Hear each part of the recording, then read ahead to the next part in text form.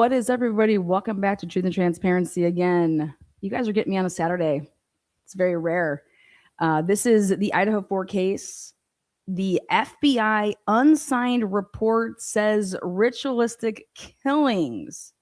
Now, I'm going to kick things off with this, but first I want to tell you a funny story. Okay. We know we're a soccer family here. New to the game. I didn't play soccer. My roommates did in college. I played golf, basketball. My roommates played soccer, though. Well, would you believe it that I'd have a kid that would go on to love soccer, which thank God, because I didn't like soccer until I got to college, and it's a completely different game. And watching my roommates play, they were studs. They went to the Sweet 16. They beat Notre Dame. And then we went on to play North Carolina. So they played against a bunch of the women's pro players now and World Cup. I would probably say like a handful of the people that were on the USA team over the years. Anyways, so I got to grow and love the sport in college from them. Fast forward here, my son decides I'm going to be a soccer player, man. Well, we go to the World Cup, and here's a funny story.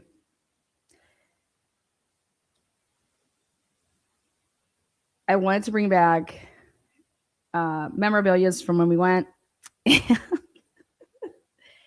And at all the different arenas or the stadiums, they sell all the different teams, potentially, if you can get to them before they sell out, and then they restock stuff. I asked the guy about a bunch of this stuff because I was like, at the World Cup, guys, people were waiting in line and there's stuff outside, and it's still the same FIFA World sponsor. This is the store, blah, blah, blah.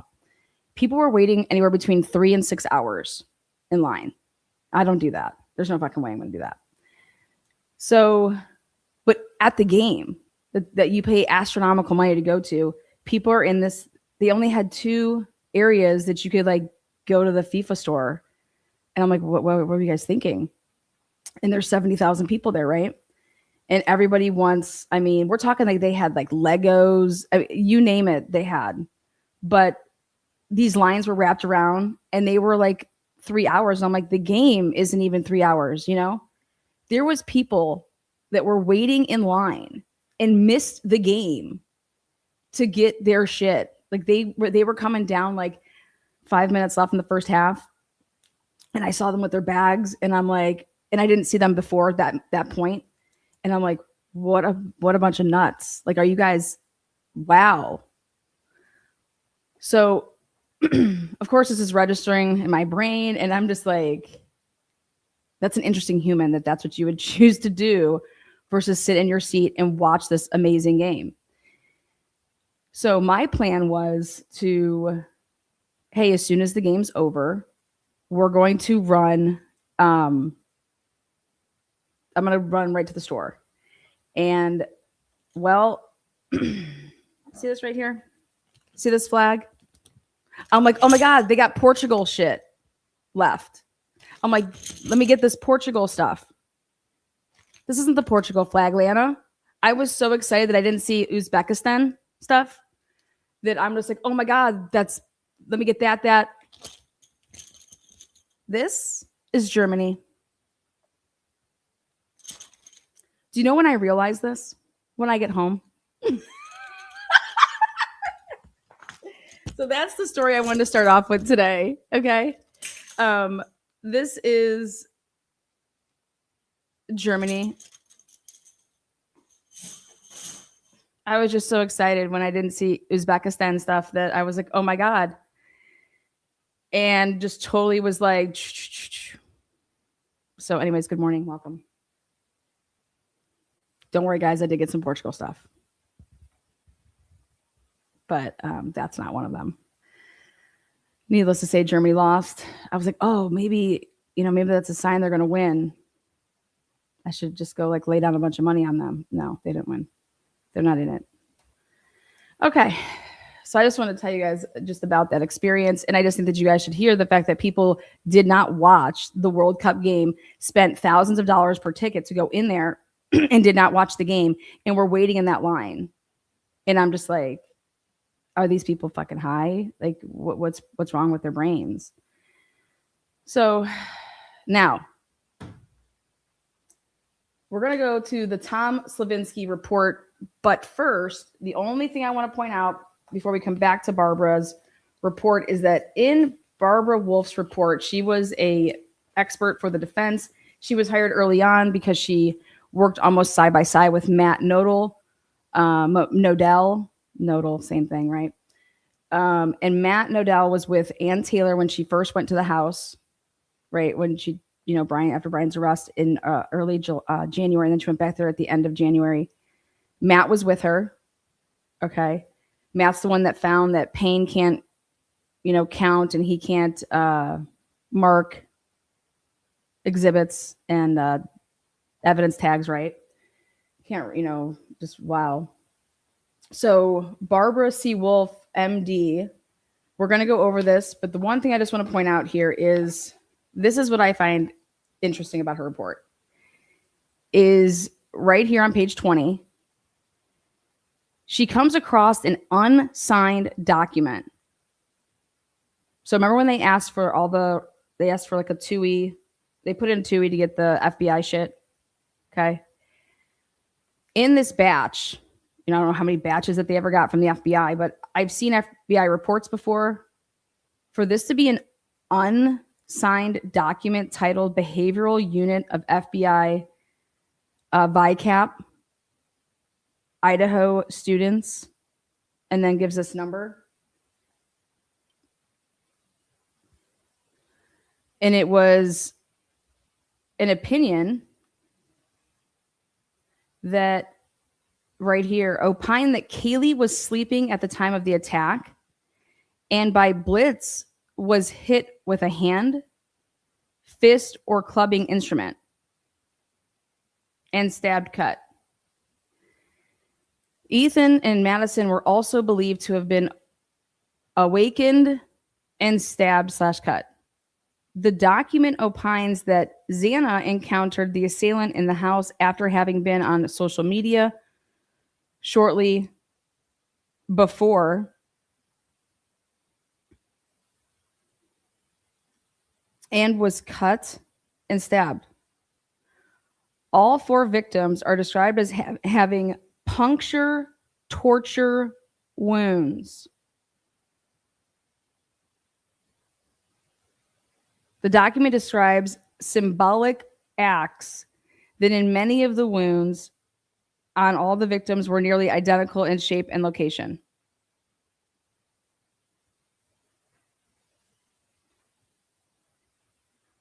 Furthering, okay, down here.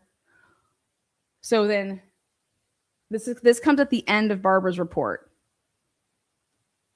All right. With regard to the unsigned document titled Behavioral Unit of FBI VICAP, in which it is opined that the victims had torture wounds. Now, I want us to go back and remember the questions that were asked on the 16th. Officer or Chief Fry, yeah. Were the victims, gagged, bound, tortured, anything like that? Remember all that?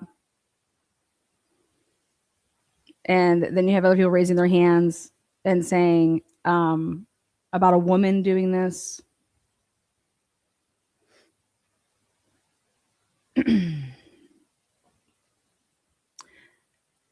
Barbara makes no reference to the date of this report, by the way, which is, I think, important. Okay. She just wants you to know that the next thing that's said is that it opined that the victims had torture wounds and that there was symbolic meaning to many of the wounds. I respectfully disagree.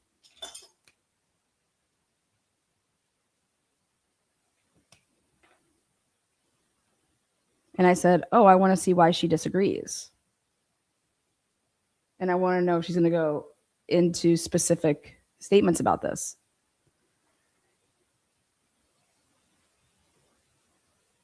While I do agree that the attacks were a surprise blitz in nature, in my opinion, the locations of the wounds were the results of opportunity in that they were inflicted in body areas that were exposed on the victims who were in bed and when they were like awakened. And I'm like, okay, the same spot. Like, however, the superficial incised wounds of Kaylee's and Maddie's neck merit comment. And I'm like, this is what I wanted to hear about.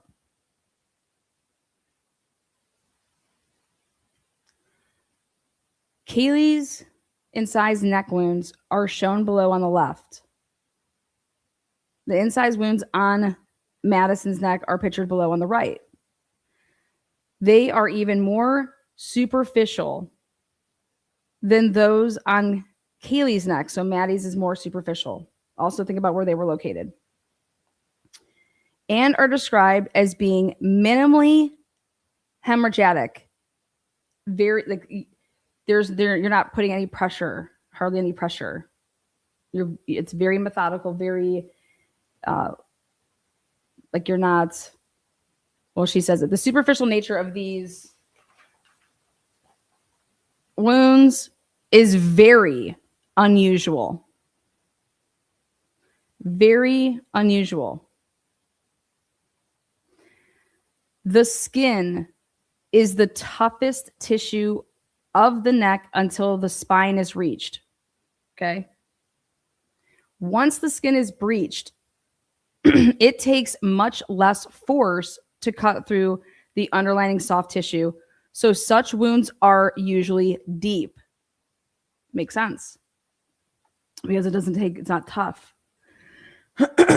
Soft. It is difficult to understand how these wounds were produced in the course of the obvious struggle and motion involved in the deaths of these women. Basically saying these didn't happen during the acts of the killing.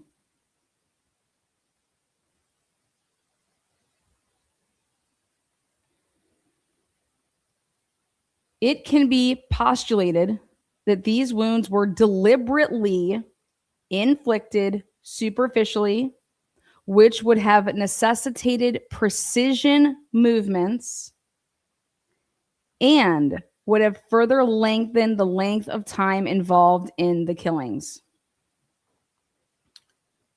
Okay. So, again, how in the world is there an FBI report that is not signed, doesn't have anyone's name to it? The BAU was involved, right? We're going to come back, but I want to know the date of this. What's the date of this? That somebody typed this up. What is the date of it? Because if you're going to go think about this, we see all these reports, for example, in the Brian Drake case, one of the very first people that they interviewed was Stephen Hartman, who was walking that night. The FBI report that was written up, that got written up so they interviewed him on March 13th. And that wasn't written up until like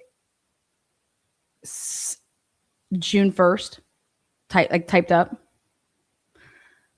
These people take forever to write the reports. So I want to know the date of that report because I think it's important, because why would you even go and bother writing that report? If it was like, let's say, after the arrest of Brian Kohlberger. Or, I mean, I just think the date of the report's really important. I'm curious of when it was written. So we're going to come back to Brent Turvey and Barbara Wolf We're going to come back to them. Only reason why is because I wanted to talk about Tom Slavinsky's report in order this way, because we just did Cy-Ray. And Cy-Ray, remember, was brought into the case because of Tom. Okay, I asked Cy-Ray that.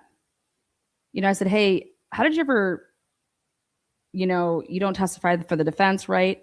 So therefore, like, Ann Taylor wouldn't be contacting you, in my opinion, to hit you up, right? How did you get involved in the case? And he said, wow, someone's thinking. I said, oh, thanks. This was in Nashville, and he didn't tell me. He said, that's a really good question. It's a very important question. One day you'll know why. But that was one of the first things I asked him, was, how did you get involved in this case? How did you find out about it? In terms of, like, you only testify for the prosecution. Like, basically, who the fuck contacted you? Well, here it is. Tom. So Tom's report is going to cover the digital forensic evidence, cell tower operations, device locations and movements, mapping and interpreting the geolocation data. So his report, January 22nd.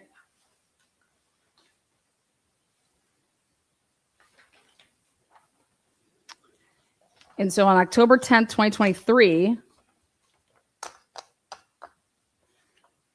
this analyst was contracted by attorney Ann Taylor of Idaho regarding the case of the state of Idaho versus Brian Kober. It was requested by Ann Taylor to analyze many of the various CDRs, including the AT&T call detail records pertaining to the mobile telephone number 8458. So Tom was hired to do Cy-Ray. This is really important. Tom's hired. Ann Taylor knew Tom, hit Tom up. And once just like she hit up Josiah Roloff. Josiah Roloff does different things, though. So according to AT&T, the mobile telephone number, blank blank, is registered to this, right? Boom.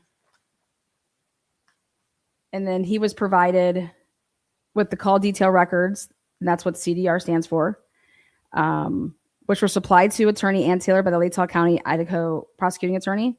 The date range for these records, as we know, and until this date. And that should tell us that was exactly when the reason it was. Remember Nick Balance was given this from Payne. It's like, here, service upon AT&T. Well, AT&T went to the present time, so look at that. And that's what would tell you that what was truly served upon and given to Nick Balance on December 23rd.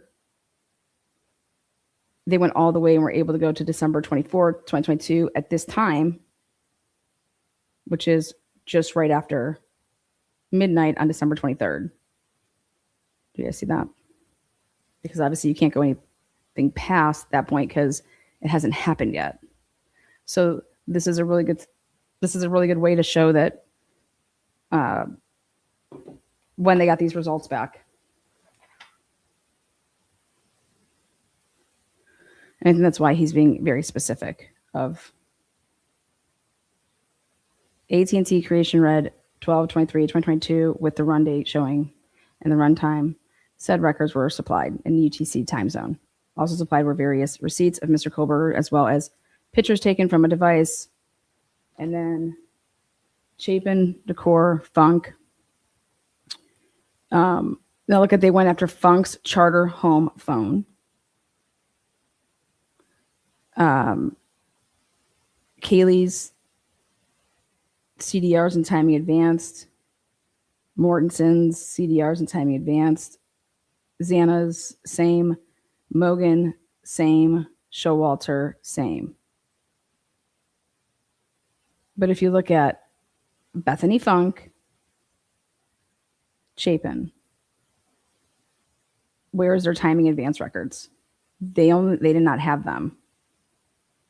And this is really, really important because over here on this channel, we've been saying what? Well, let's map the movements of Ethan that night. And then what was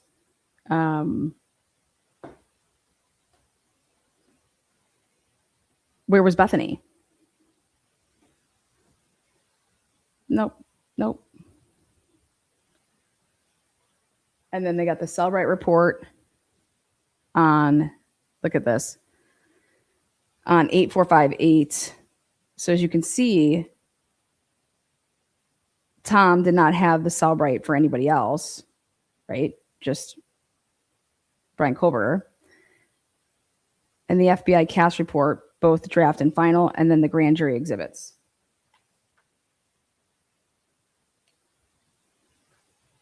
And then he makes a note here that, however, after repeated efforts, the defense was only able to secure 3 of the 4 AT&T timing advance records with those 4. And Mr. Culver's timing advance records were never produced. What is strange is that all the 4 accounts are AT&T accounts. The 4 timing advance records were requested in law enforcement warrants to AT&T, yet law enforcement says Mr. Culver's timing advance records are quote unquote not available, but that's not what the warrant said when it was returned. This is very concerning as timing advance records are extremely accurate and could prove to be exculpatory evidence for Mr. Culver's defense. During this analyst investigation, this analyst sought the assistance of expert Cy Ray and requested that he join the defense. And that's why in Cy Ray's report, he's like, he couldn't tell me the case or anything like that. He, it was like, you're going to have to come on in some capacity to look at this shit. Mr. Ray was able to not only peer review this analyst's work, but also provide an invaluable source for data analysis as well as real-time drive-by tower mapping analysis. This analyst refers the reader to Mr. Ray's work for further work product and his expert opinions. Brian's CDRs were processed by this, meaning Tom, using the Trax forensic mapping software tool, which is a forensic CDR mapping program originally developed by, and then you could see. So as you can see, Tom was a client of Cy Ray. That's how they knew each other. And it breaks it down here. I'm not going to go through all this, but that's where the relationship is because he knew him from those days. Cy Ray knows a ton of these people because of that.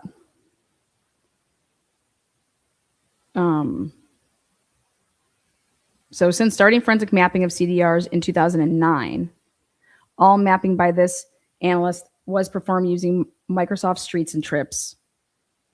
Around the year 2016, Microsoft discontinued updating Streets and Trips, leaving the forensic community to search for an alternative.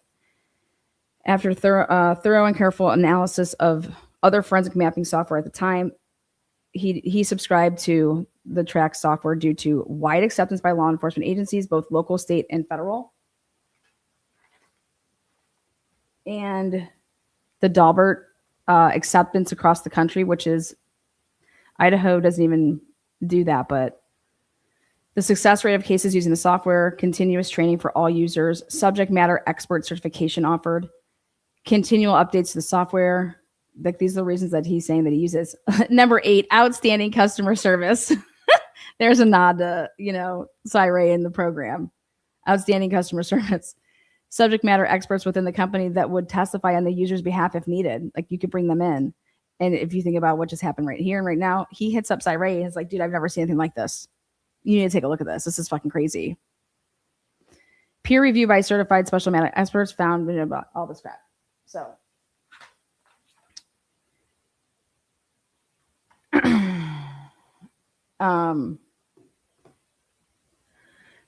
So Tom is one of the few only non-law enforcement examiners in the country with this certification from LexisNexis.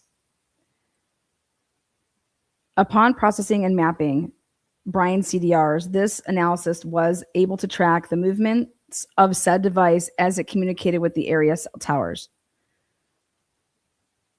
He also provided with each of the victim CDRs as well as CDRs belonging to friends of the victims. These CDRs were mapped and analyzed with no connection found between the victims and friends to that account. Of importance are 6 items that the analysts wish to report as follows. The July 9th pool party with points of interest, July 12th, Moscow mountain trip with points of interest. Omissions,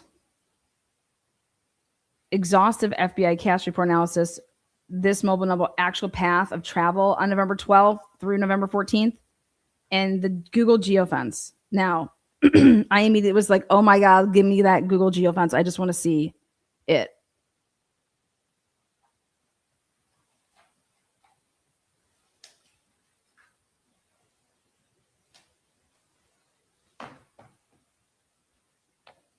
This is the Google geofence. Boom. What do you guys see all these little numbers here? Those are all devices. These are all devices. Now this is in black and white, and I'll pull it up, and maybe I'll show you when we get to the mapping part. I'll pull it up on the screen so that it can be in color. This is what I've been waiting to see. Wait, you guys were only interested in two devices? And so let's get this straight really quick. Here's the problem. The Google geofence, they asked for covered 11/13 to 1 a.m. to 6 a.m., which remember, I was like, wait, where was that? Because I saw 3 to 5. When were they able to switch it from 1 to 6? 1 to 6, you guys, that's new. That is new. This is what it looks like from 1 to 6.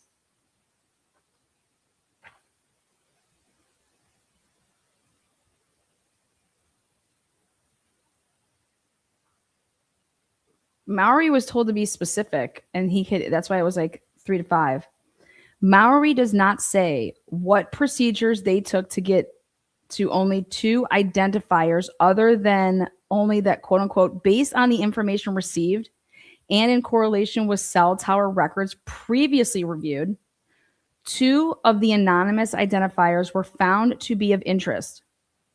No information is given to the other identifier requested. Do you understand this whole time we have been under the impression that it was redacted for us, you know, and that the defense obviously didn't get it redacted and they're going to know who these 2 phones are? Nope. No information is given on the other identifier requested. Mowery only mentions the 1. So we're going to come back to that though. But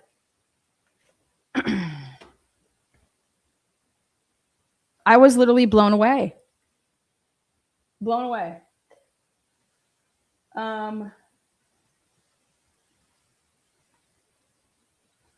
Now,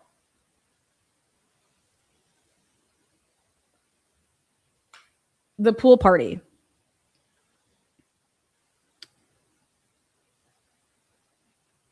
From approximately, so using the CDR supplied by law enforcement, he mapped the device's movement from approximately 12:13 hours on 7/9 to approximately 1:20 hours on 7/10.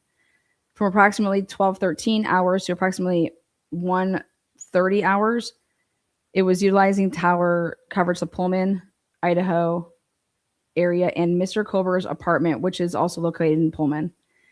At approximately 13:32 hours, the device used a tower south of Moscow, Idaho, which covered an extensive area. At approximately 14:14 hours, the device utilized a tower located in Moscow, Idaho. The tower that was the Tri-State Outfitters and the Grove Apartments.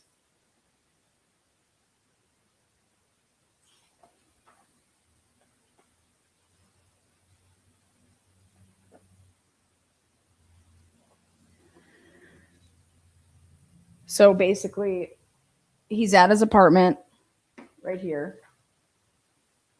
And then 1414, he's in Moscow and basically at the Groves, and what they're able to show here. So did he not have a suit? Did he get himself a swimsuit? So Mr. Kohlberger made a purchase at the Tri-State Outfitters at 2:08 and 27 seconds. So you're using this to show that the device is giving off honest read because it's exactly the area that he says he's in. And oh, look at, he made a purchase at the Tri-State Outfitters at 2:08. Then from approximately 2:18 to approximately 3:18, it utilized a tower south of Moscow, Idaho, that also provided coverage to the Grove apartments. Then from approximately 3:18 to 8:23. So think about this. He was at this party, you guys, from 3:18, or at least on this cell tower from 3:18 until 8:23. Remember this whole like he was creepy, what the fuck type thing? You let a creepy motherfucker hang out with y'all for 5 fucking hours?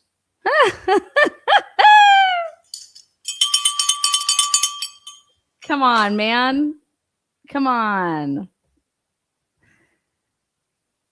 From 8:23 hours on, the device proceeded westbound, utilizing various towers in Moscow, Idaho, and Pullman until approximately 1:20. So from 8:23 to 1:20, because it goes into the next morning, when it used a tower covering the Kohlberger apartment.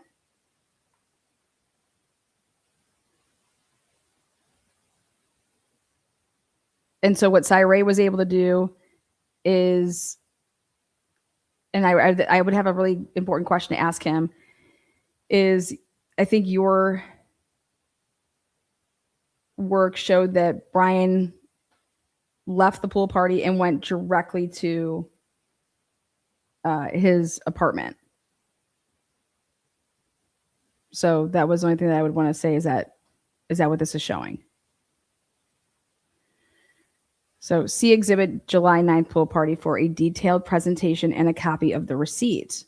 And so when you look at the Tom Slavinsky exhibits, that's what that is I'm going to show. Now,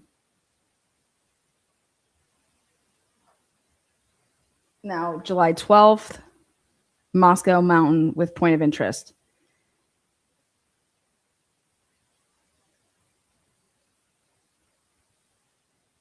I believe that Brian Kohlberger was going to come out in trial and was going to be said that Brian Kohlberger would go to this place and make trips to the Moscow Mountain and other points of interest.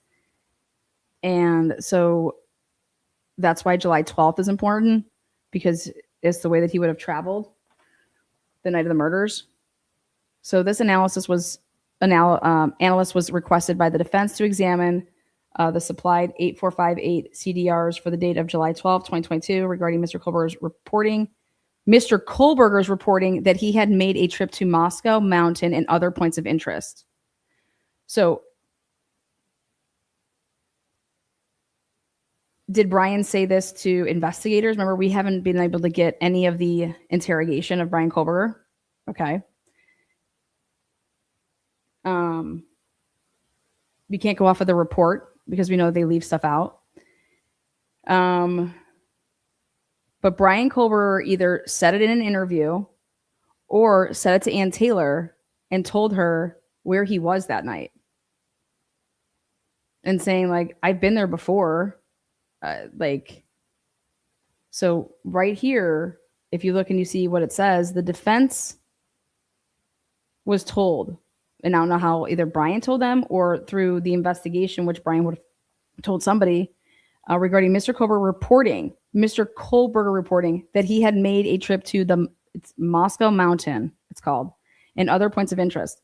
The transactions between the cell towers and 8458 device start on that date at approximately 1:01, utilizing a cell tower which provides coverage to the Kohlberger apartment. This device continues to utilize cell towers in the Pullman, Washington area until approximately 1802. So that's 6:02. Said device then appears to move eastward and arrive in the area of Moscow Mountain at approximately 6:15.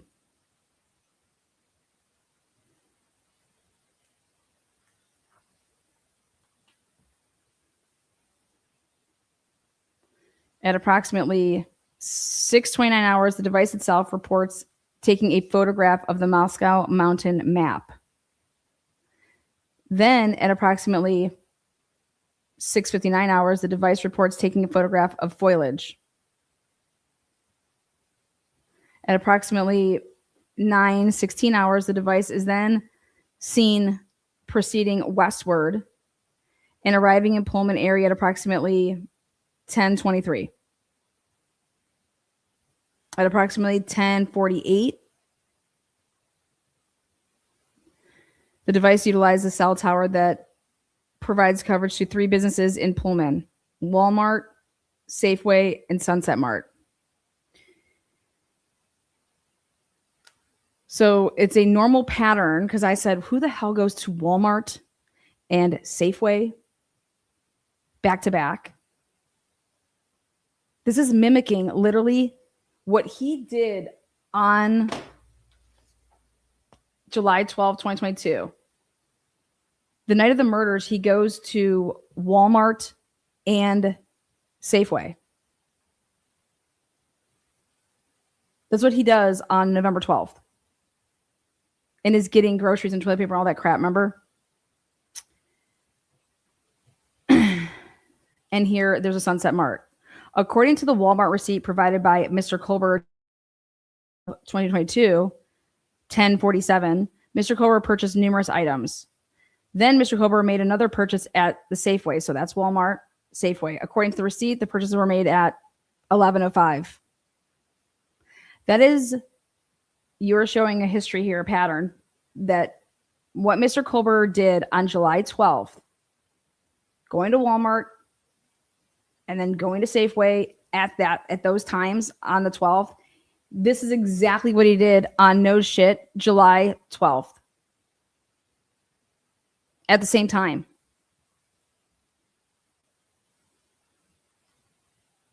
This isn't somebody acting out of character on November 12th, right before this murder, that he is, triggered to, God, he's just seeing red and oh my God, like, what the fuck type of thing.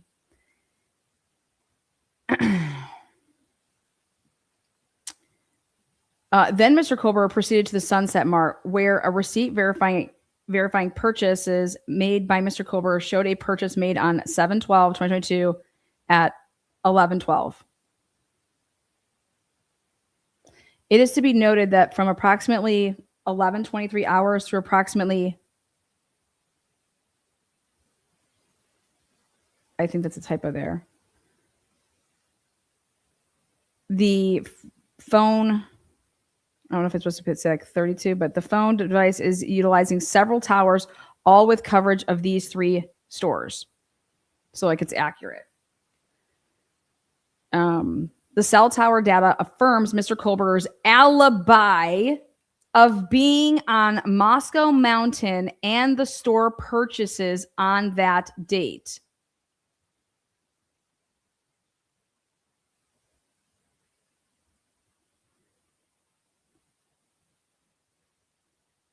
And I'm like, what?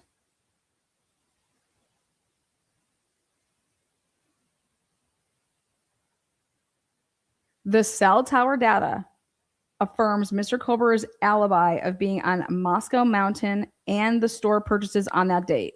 Like, so you know how this all came out about when we're talking about alibi? I'm like, so Mr. Colbert's alibi is what he's saying is like, hey, what I do that day, I went to Walmart, Safeway. I went to the gas station. Then what? I went to Moscow Mountain in the middle of the night. After that, after I came home and did that, then I went out driving.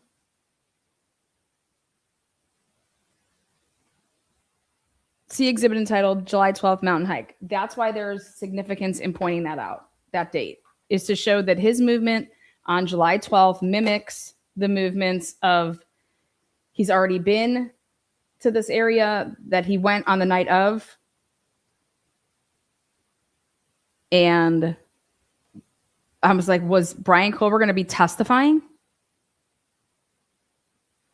Because Brian Culver basically told his lawyer and Taylor, and even quite possibly the fucking police, depending on when that interview got cut off, because we don't have that interview. Why do you think that we don't have this interview now?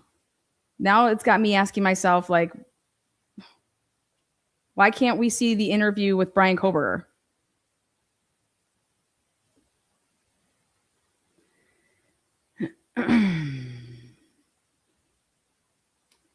You guys just heard me talk about how Cyray's like, dude, this guy drives all over. His scheduling and what he does is just so chaotic, but not in his own version of mind, because he is doing like the same patterns of things. His pattern of life doesn't change. He goes for he drives at all different hours, and it's constant. And the big thing is that he shuts off he down powers his phone. Like, that's part of his pattern.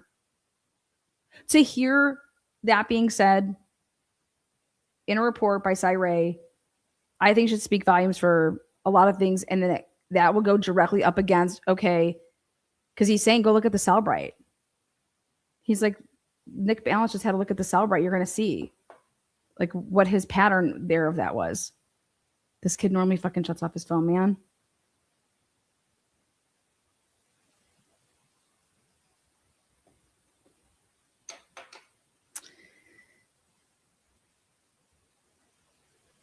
This isn't somebody deviating. Now, the omissions of the final cast report, this is this section, and this is Nick Balance. He made a draft report with maps on July 10th. Then on July 8th of 2024, so a whole year later, he authored his final cast report.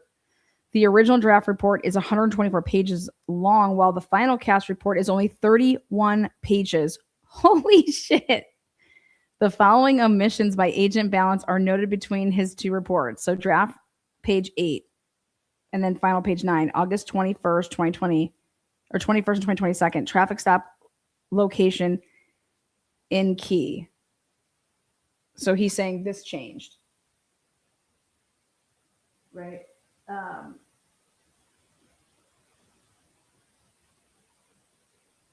So these are the omissions. So draft page 8, final page 9, August. So this is the traffic stop location. Draft page 9 and final page 10 was the AT&T Tower south of Moscow, Idaho, was added to the final.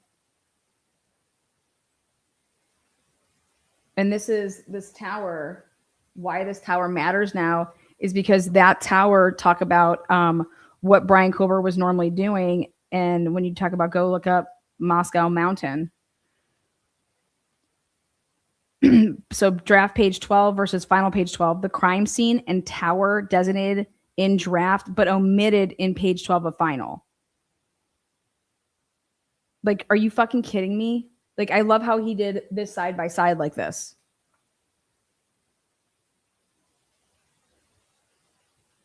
The draft page 13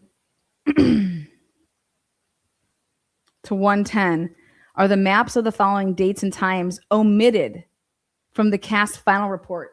So here, he had all of this listed in the draft about being on the, that this whole big thing about stalking and shit. So all these dates here, Cyray broke them all down as well. And he showed that not only when he wrote those, they're wrong, but he showed that how much time you were on, and it was all driving, passing through. This wasn't somebody that was time on tower. And it's like, what the fuck are you doing? If you want to say somebody's there stalking out the place. And I just think that the families need to see this. Okay. Because the families have a lawsuit, you guys. I want the families to win their lawsuit because I want the families to sue Idaho. I want the families to sue all these people. They need to sue the fucking cops that lied to them, that caused them emotional. You know how much emotional damage they've caused to these families by lying to them? You didn't let us have a trial, and you guys gaslit us the whole way and told us all of these things that our kids didn't feel a damn thing. They were sleeping. It was quick. All this shit to then come. So I believe that they can sue for intentional emotional infliction of distress. How could you not? Their actions were reckless and negligent to what could have happened to the, what do you think was going to happen to parents and families when you fucking lie to them and you string them along?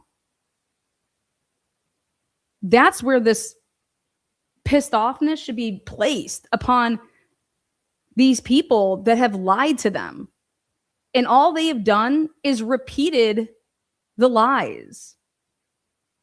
They could have also misinterpreted things that they've said to them. But you guys, when you are, I can imagine the state of mind that they were in when this happened. They're shocked. They took advantage of the parents. It's in a way, it's so similar to me, like elderly abuse. Okay. These people were so vulnerable and they want to believe in, oh my, come on, man. It's sick. It's sick with what these agencies did to these families. And I would be suing them.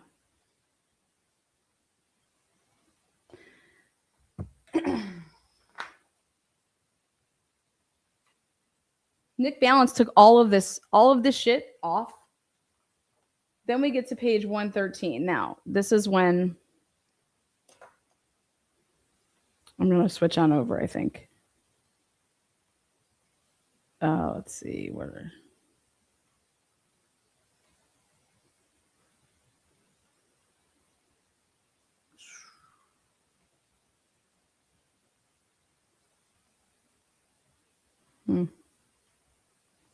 Oh, wait, that'll work.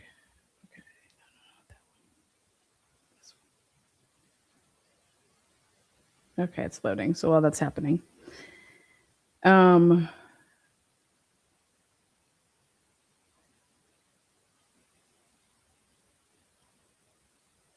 the page 113, this draft, and it's page 15 of the final. It's a different, the E node B different number yet shows same location. So there's an issue here. And let me just more size stuff. It's because, remember, they changed the coverage maps.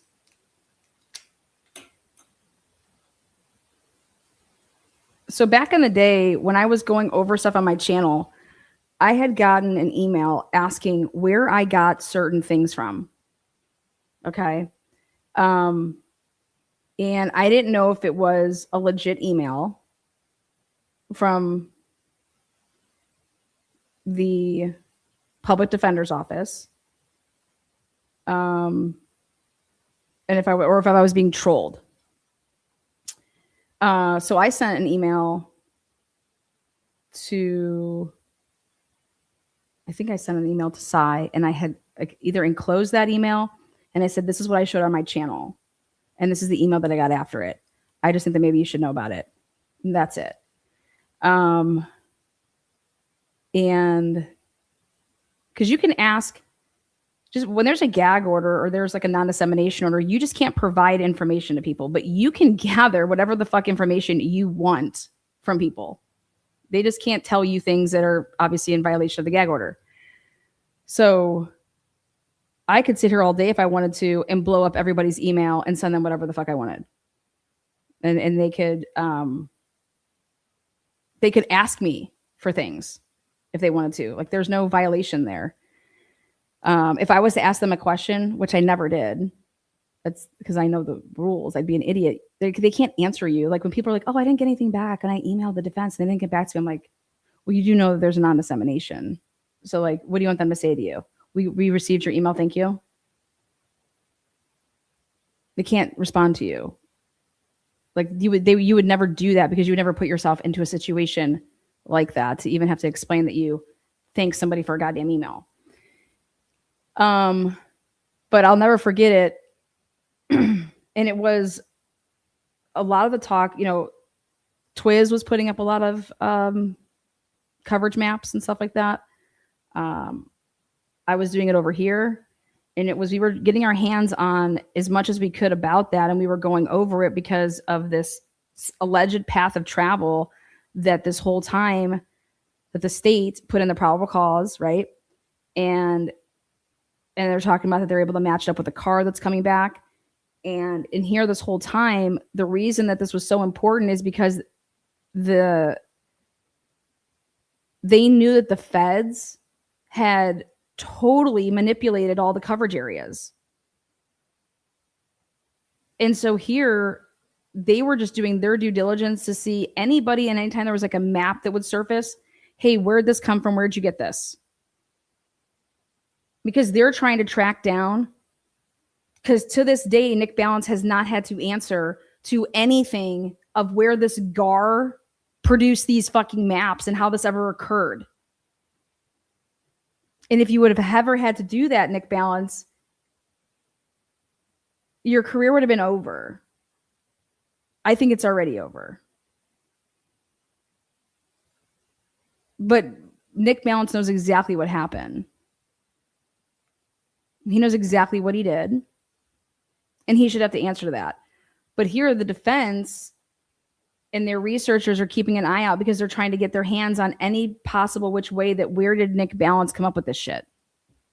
So just wanted to put that out there, that when I play stuff back in my head, this is why Cy's hunting down everything and anything that has to do with coverage maps, because of what Nick Balance did and in the way that they went about it. It was about fucking totally changing the coverage areas, in which would change then the tower that you were on and how you could then sell it to a fucking jury.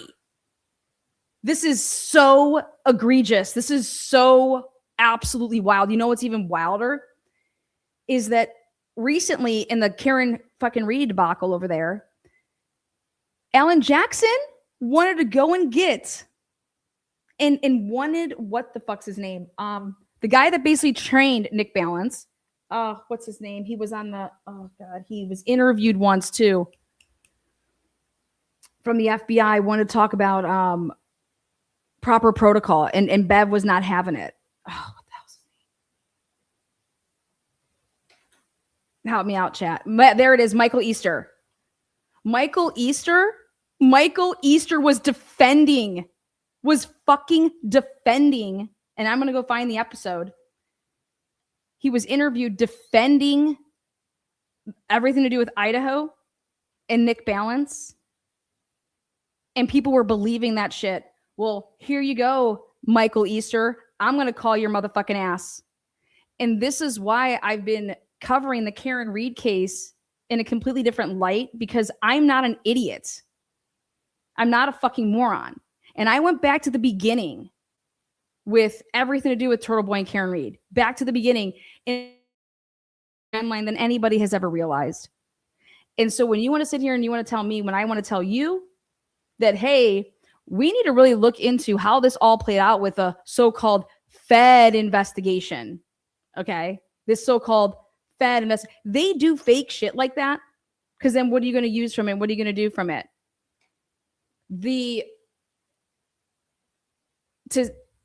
To hear that Alan Jackson out of LA teamed up with Michael Easter, who was going to he tried to team up with Michael Easter, who fucking is boys with Nick Balance. You guys, what we're seeing in the Idaho case, there is no way in hell that this is the first time that these motherfuckers have done this. Period. Yes, Heather. Easter was given a mission to prop up Balance right before trial. Yep. Couldn't even fucking believe it.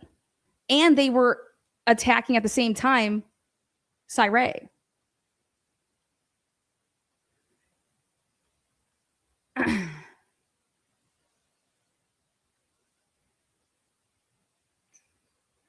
The propaganda that has gone on in the Karen Read case is absolutely disgusting. When you think that you're fighting corruption with, you don't fight corruption with corruption, because then, do you understand that sentence? You don't fight corruption with corruption.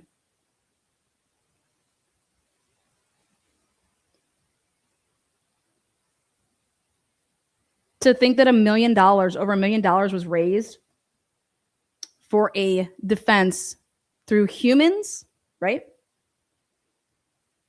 That thought that Karen Read and her attorneys were never talking to Turtle Boy, because that's what they were told over and over and over and over and over and over and over. That Turtle Boy just started his own little independent, like, oh my God, look at what I've uncovered. You didn't uncover shit, bitch. You weren't covering that case from day one saying, oh my God, there's something whack here. You know? No.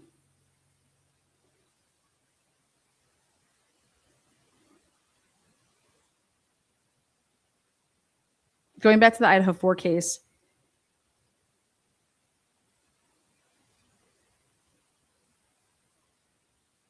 I think Michael Easter should be asked all about this. I think Michael Easter should get a fucking phone call. Whoever propped him up on their platform, tell me who it was. I will write them personally, and you should have them on your channel, and you should show them Cyree's report. And Cyree's report is so detailed, it's sick. And then pretty soon here, we're about to get Nick Balance's shit because we're going backwards. So Nick Balance had to turn his in before Cyree, allegedly, supposedly. And so soon here, we're going to have Nick Balance's, right? But Cyree did such a good job of saying exactly kind of what Nick Balance's report said when he was answering through his report to be so, I mean, it's so anal, his report, but it's so amazing because that works for people. Because walk them through the steps that this motherfucker did. Fuck these people. But people wanted to come out here, dude, answer your shit. Answer to this shit. So right here, different fucking coverage area. Next, according to AT&T, is Save Robbie in here? Woo! Save Robbie. Wake up, baby. Shake it. Shake it. Buttercup, Brittany, 5. Thank you so much. Joanne, thank you so much. Lana, is it possible E and B were hooking up? You mean Ethan and Bethany? I mean, honestly, guys, right now, everything is still on the table because you guys are well aware that there was no investigation done here, right? They were gathering the information. That's where the stage that they were at. Gathering information. That's it. That's the stage that they were at. There was no investigation of the gathered information. This case has never been investigated. Are you guys understanding that? That's a fact. Take that to the fucking bank. Everybody that has a YouTube channel or whatever fucking platform and you've been covering this case, you're doing an investigation.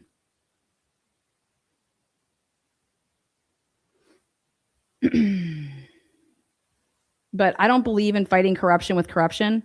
I don't believe that you need to ever get your hands dirty. I believe that you can use your brain, okay? And you can, I don't believe that Karen Read should have been acquitted, okay, because of the investigation. Nobody is going to be charged with the murder of John O'Keefe, period.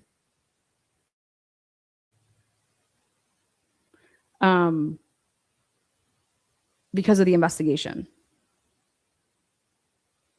The Idaho4 case, to me, is in the same boat.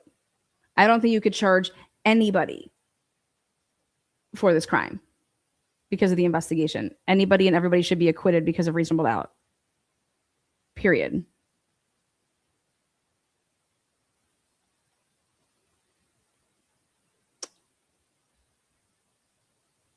Based off of what we've seen. According to AT&T tower location data furnished by the defense for the from the prosecution, this is located at 1900 Southeast Observation Drive, Pullman, Washington. Yet, in the next slide from the final cast report, Balance now designates the same tower differently with this. He's just fucking, look at this sick motherfucker. I love it. I love this shit, man. And they're calling it out. Look at bitch.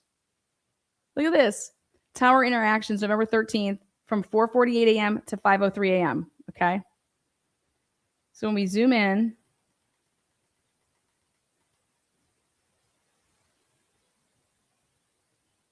he's labeling, that's the crime scene. This right here, 42050422. Then look at 4205415. Which one is it, motherfucker? This is crazy. Then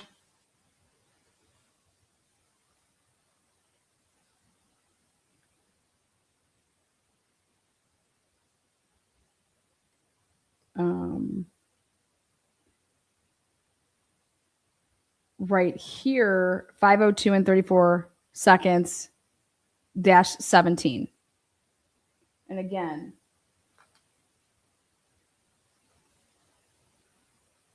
if you go, let me just back up. So yet in the next slide from the final cast report, Balance now designates the same tower differently with 17.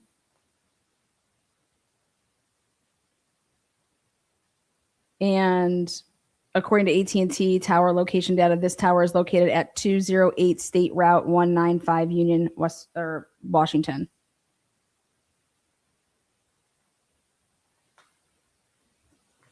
So, let's see which one this one is. This is the draft. Oh my God, these sick motherfuckers. Arrows do not represent actual path traveled. That's 10. November 13th at.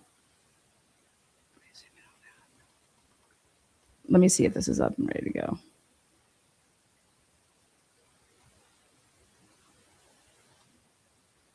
Okay, it is. All right, I'm going to switch over so it's in color now.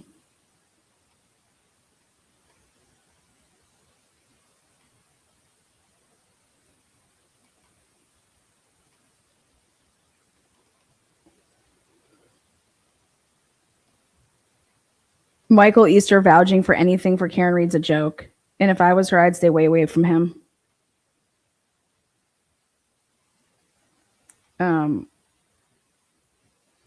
What does this person say?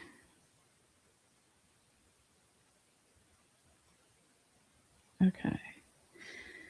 Here we go.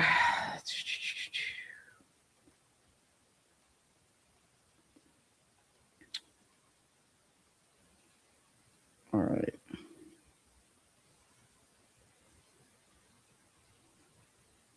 So this is from the draft.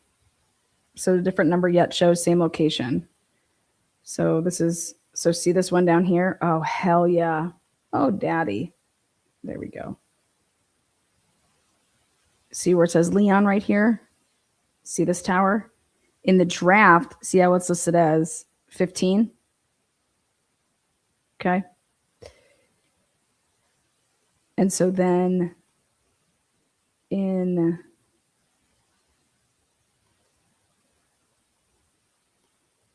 now, according to the location data furnished to the defense from yet in the next slide, in the final cast report now designates the same tower differently as 17. So now we go down here and it's 17. Look at these motherfuckers. You are lying. You are changing coverage areas. You're changing how much you're making everything smaller. You're making it seem like nothing overlaps. This is insanity. This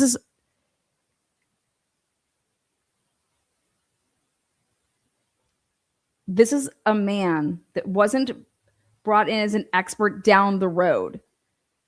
Nick Balance was part of the team, basically, in investigating this case to find the killer. Day 1, maybe day 3. That's why the credibility of the investigation, he's basically one of your lead detectives / investigators. That's who was doing this work.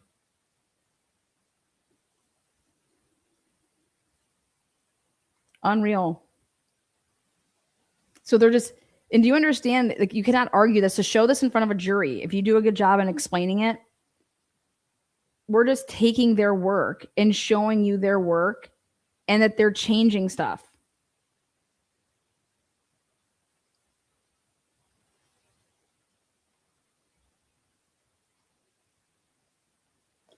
Now, on page 115 of the draft, shows no AT&T tower, but 4 AT&T towers show in page 17 of the final report. Page 117 of the draft and page 19 of the final report show different numbers for the same tower depicted. And I'm like, you got to be shitting me. So here we go. And this is what the draft looked like. BK's house is over here to the left. Moscow crime scene over here.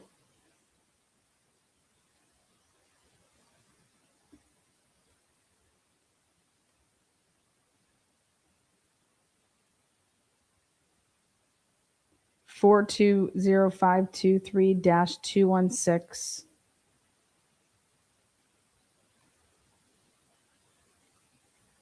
(424-199-9). And then what is it?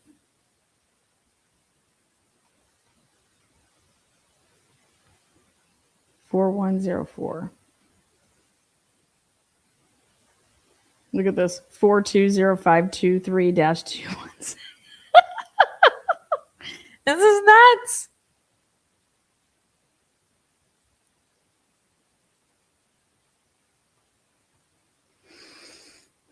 The draft.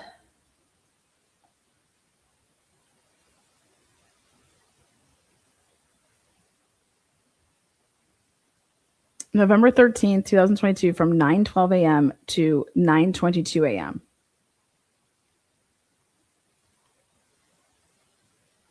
What is it listed?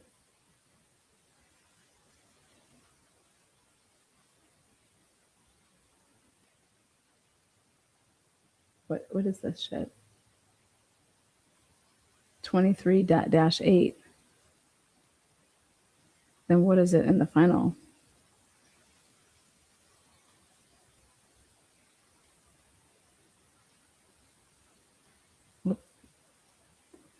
Here we go. Again, the draft. Draft analysis, not a finished product, November 13th, 10:03 to 10:12.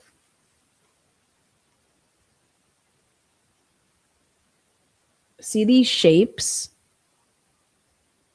This is what Cyre's like. They don't make this shaping here, whatever the fuck this is not how this is done.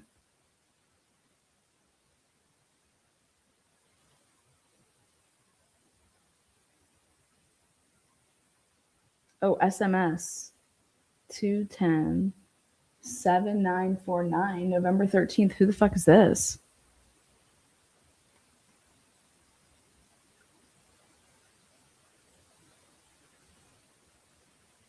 At 10:03, 9:21 or 9:12, 14 seconds, data. 9:21, incoming SMS. 7949.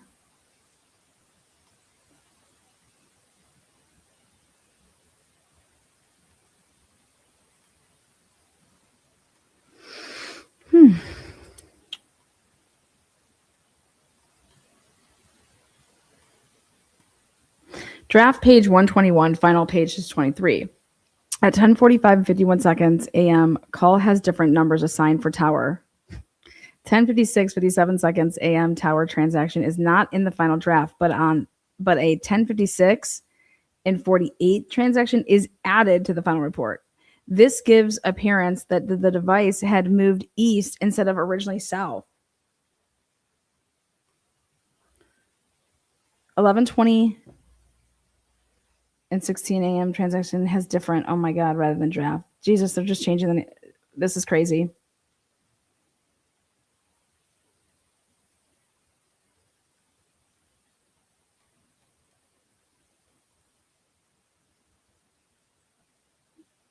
Brian Cover's apartment, 10:45 a.m. data. 10:56 and 57 data.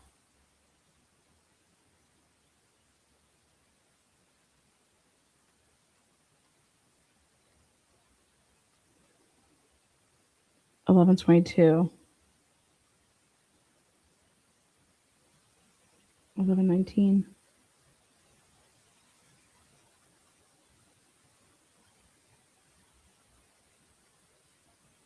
Final. New tower added. Stop. 10:45, 51, 10:56, and 48. Wow, wait. This is the same. You guys, this right here, this is what I said in the this is nuts. Case with these. Now you're just adding this, but you didn't have it before.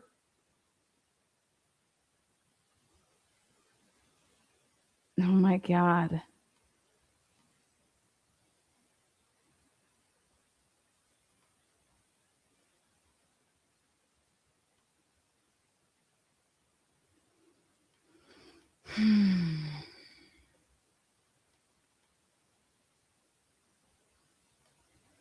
November 13th from 11:26 a.m. to 1:05 p.m.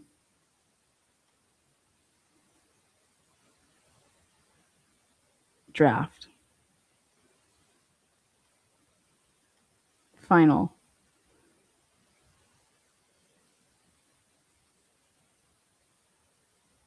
What was the number up there? 217.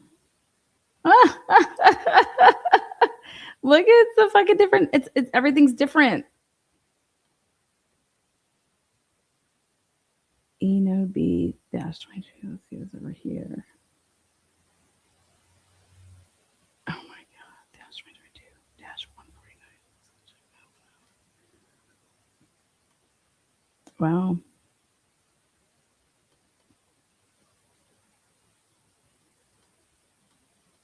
This is amazing.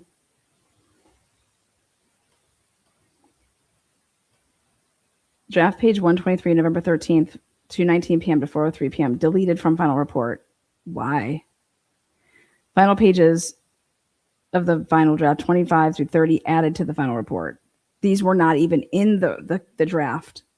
Page 25, deceiving and misleading to a court as it infers that the 8458 device was actually at the incident location when there is no substantiated accurate data to support this chart. He doubled down. Page 26, Mogan device estimated location using FBI drive-by data. Xana's device estimated location. Page 28, misleading diagram. Pages 29 and 30, grossly misleading data with no tower designation or location of the first and last CS tower, crime scene tower. The name CS tower is ambiguous. As has been shown, the towers that cover the incident location also cover a great deal of other locations and terrain. The statement by CAST, tower providing coverage to within 100 meters, is a very general and misleading phrase. One needs to ask, To what other locations do these towers provide coverage? Exactly. Such as other homes, businesses, schools, etc., within the 100 meters, or what? The answer is many. This analyst questions why so many supposedly important maps were left out of the final CAST report, nearly 100 pages. And why was the draft report so long to get completed July 10, 2023, when the data used for the maps was acquired by Agent Balance in late 2022? He had to study it. You guys, you have to study this so hard if you're going to double down and see what you have to take out and how you can do something to be able to double down on your work. Otherwise, you will expose your work, meaning you will be exposing yourself. This is why the case did not go to trial. Nick Balance was a lead investigator in this case. Also, this analyst asks or questions why, in one instance, a tower was substituted for another tower and shown in a different location, which would assist in the prosecution's theory of the direction of travel for the 8458 device. These bastards.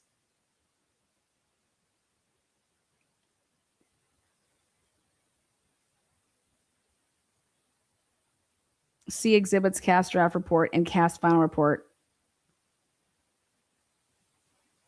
Exhaustive FBI CAST final report analysis. An exhaustive analysis was performed on the final FBI CAST report dated July 8th, 2024. In this report, the analyst notes how the CAST member, Nick Balance, has made the report in a very general and yet confusing manner.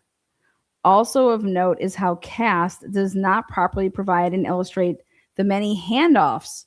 Because if you have to talk about the handoffs, and handoffs is like, look at all this overlappage, and then it will show, it'll out what truly happened on November 13th before the phone was powered down. So you have to leave out anytime there's handoffs, because you'll expose yourself with the coverage maps, the coverage areas, and the cell towers in the true locations of them. That's why you have to leave out the handoffs.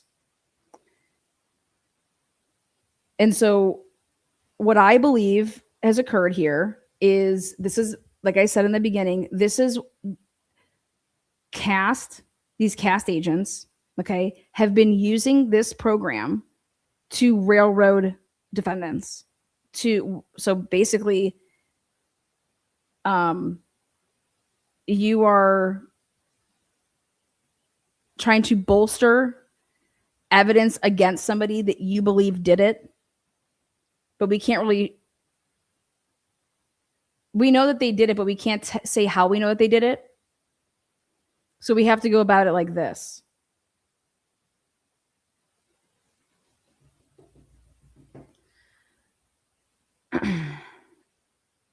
What changed, Sai? I don't think anything changed, Sai. I talked about this last night. And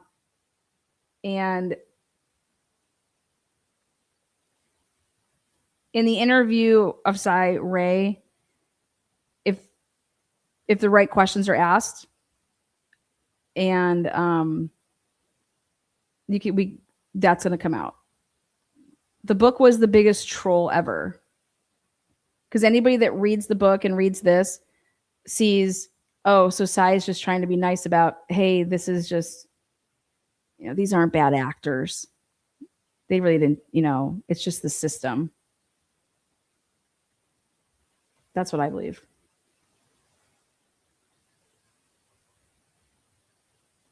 Think about it. How can I get the information out?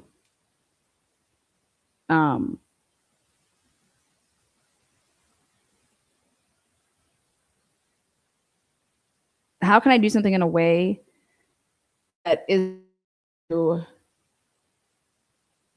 be productive for the future?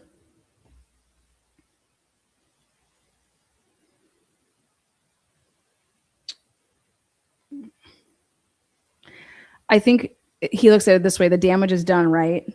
And I'm over here like, yeah, but if these people stay in in their positions, and it's just going to continue to be damage, right? That's my take on it, right? But if Cy Ray knows how the world works because he's been in this industry for a very long time, then he knows that he has to go about it in a certain way.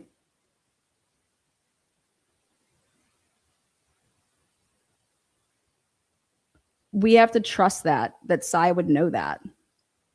Also, he makes it very clear this case is far from over, and what he believed before he was given the case, let's say, how he says, I believe that Brian Kober is guilty, right? You guys, he believes that Karen Reed is guilty, and he believes that Richard Allen's guilty. Okay. These are people. Cy Ray believes that the people that he works with are good people, right?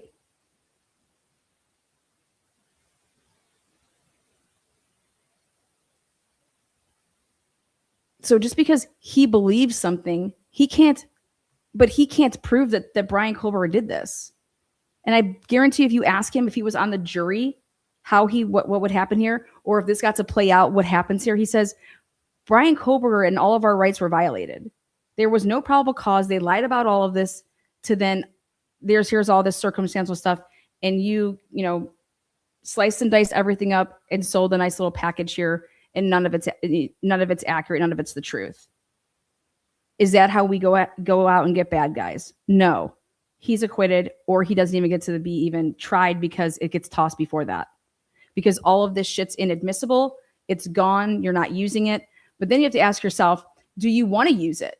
Because that's what Alan Jackson went ahead and did. He's like, we're not having suppression hearings. I'm not suppressing any of this evidence. Think about it. Karen Reed didn't have suppression hearings. Karen Reed didn't go for a Franks. Karen Reed needed that because you're going to show. Now think about why you would do this.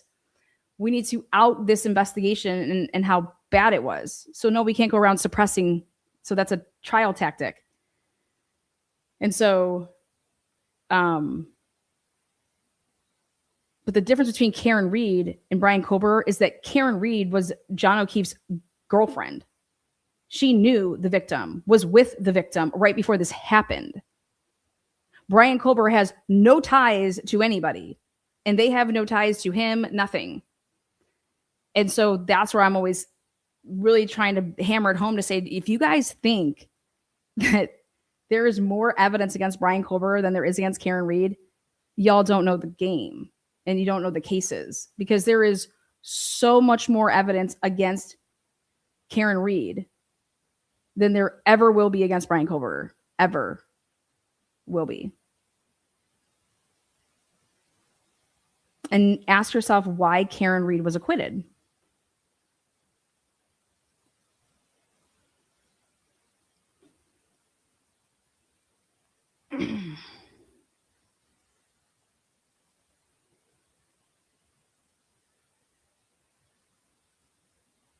Because Arca said that the vehicle wasn't the murder weapon. Where'd Arca come from? Basically, Karen Reed was acquitted because of the investigation. And anybody that tells you differently, it was a nice way that Alan Jackson went about it. He gets paid the big bucks for a reason, his team. The murder weapon wasn't the car. Let's go with that. Okay. The investigation was a complete shit show.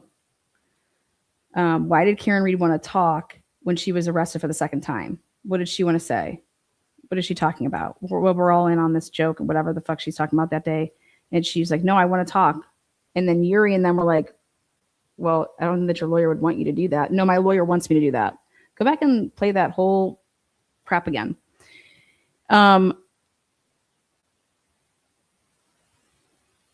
Also, they're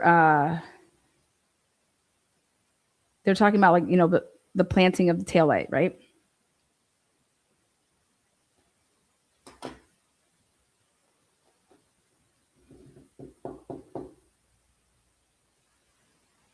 You know how many things Karen Reed's talking about being planted and all this crap versus just like sloppy ass Michael Proctor and Sean Good pieces of shit and hey, we hate women, right? And okay, yeah. And then, hey, we know them, so let's just go ahead and blah, blah, blah. I'll tell you what also didn't help is that her lawyer saying that she had no ill will, whatever the fuck he was talking about, intent and criminal intent, blah, blah. He should never fucking said a word. But in this case, you're talking about a foreign object at the crime scene where multiple experts were going to testify, just like Arca did, and saying that it was planted. And then they're going to talk about how long it would have taken to do this and that there was a cleanup and that y'all think that this happened in this little tiny period of time. Hey, hold on one second.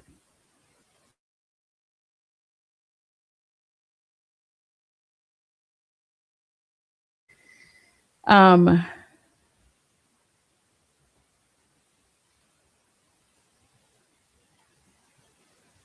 think bad actors have no place in law enforcement. I don't believe that anybody should get a second try when you're talking about the type of power. Like, who the fuck do you think you are? And if you just make a mistake, hello, you just say, oh my God, I made a mistake. But these aren't mistakes, you guys. This is 1000% intentional doing. And I believe that when Cyree is interviewed, he's going to tell you that I don't care what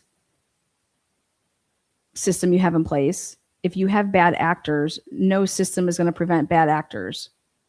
But I think that we need to look at the lengths and the depths that this FBI team, because it wasn't just Nick Balance. It was then you look at Hill's report. Hill's report now all of a sudden can't add. You can't add and subtract simple time. They knew that the cars didn't match up, and they knew that the car coming across from Indian Hills Drive over to that Ridge Road camera, they knew that that wasn't the same car. And so they fucked with the adding and the subtracting, that they acted like they don't know how to add. And so does that have anything to do with Nick Balance? No, Nick Balance didn't make that report, but Agent Hill works for the FBI. And so guess what? That's that Salt Lake City group. Well, who's doing the investigating in the Tyler Robinson case? Isn't that the Salt Lake City group, Utah? Yeah.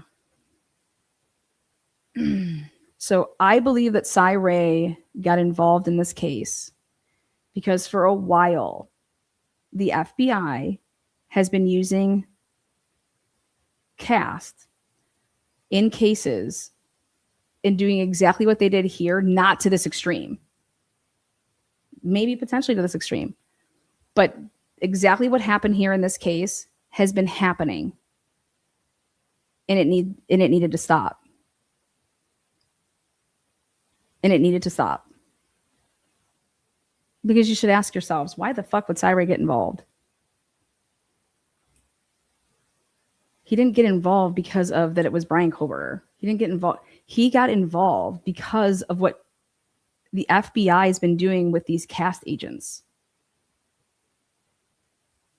Go back and read my post from a long time ago if you want to scroll through my fucking channel. Go back and watch my videos. I have said this case is forever going to change the FBI cast. Forever.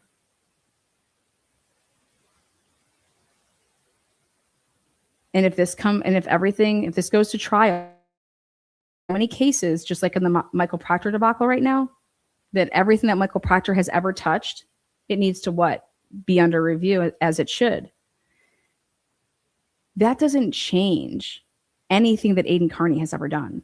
Michael Proctor being a piece of shit, human being a racist, everything that he is, has nothing to do with what Aiden Carney and who he is and what he's done. And anybody that gets that twisted, then your argument, you don't have one.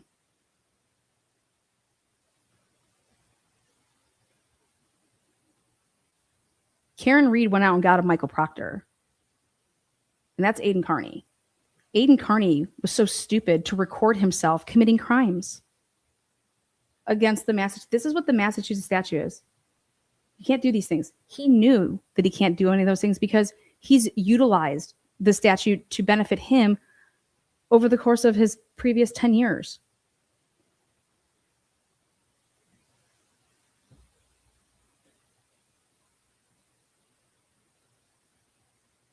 To find out that Karen Reed and Aiden Carney had the FBI report that said that the 227 Google search didn't happen at 227,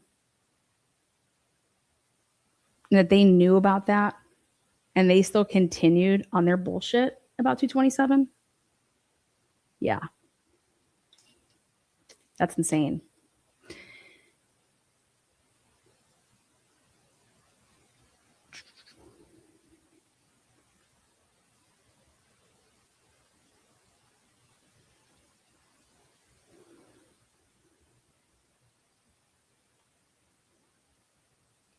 Cy took this case on because to expose and to have it stop what the FBI was doing and using with CAST, and that you are basically railroading people. You are making it so that they have to take a plea deal.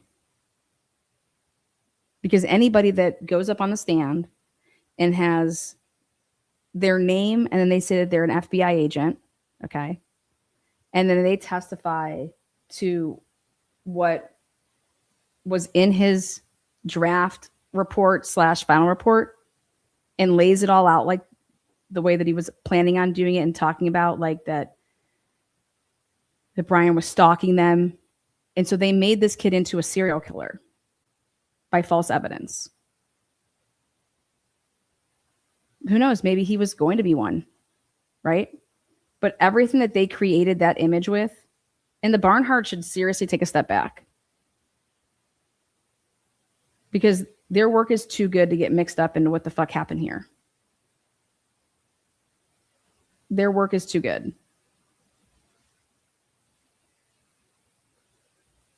But can you imagine how about all the good agents that were part of this case? Because there's 120 of them that worked, whether they were local, state, whatever. There are really good people that are cops. And to have to be associated and to think that, oh my God, well, I didn't know that. I'm only given the stuff that I'm provided with. And so X, Y, and Z is telling me X, Y, and Z. Like, I didn't get to look at this, and I didn't know this, and wait, with this, and this, and what?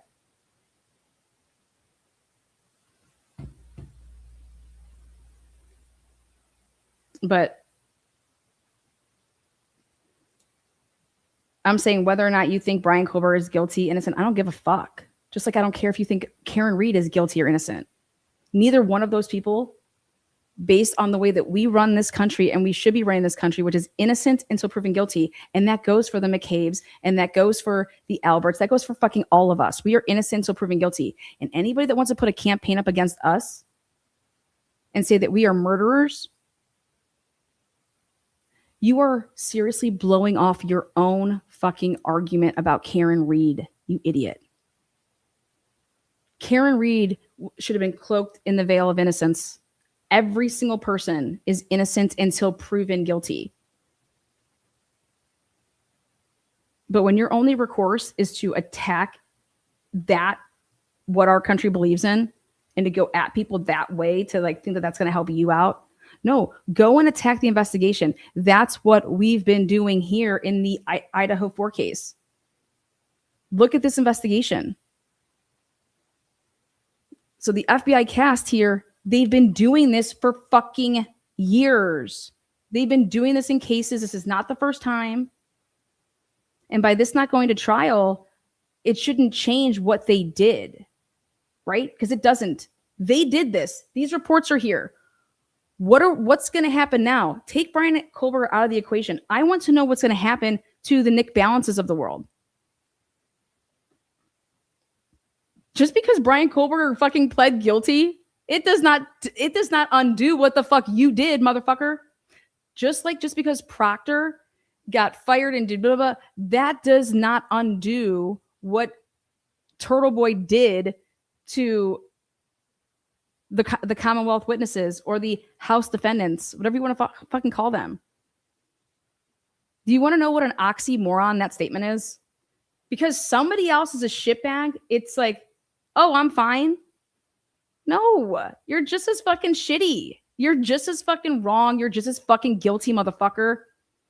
You chose to roll around and be a pig in the mud with them. Take the fucking hit on the chin like a man. And there is not an ounce of remorse of what anybody has done in the Karen person has any remorse for anything that they've done.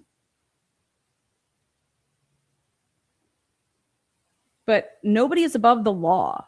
And that means nobody's above us, because we, the people, are actually the law. That's why our jury system's in place.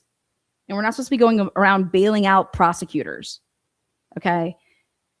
But judges? How the fuck does this case not go to a courtroom?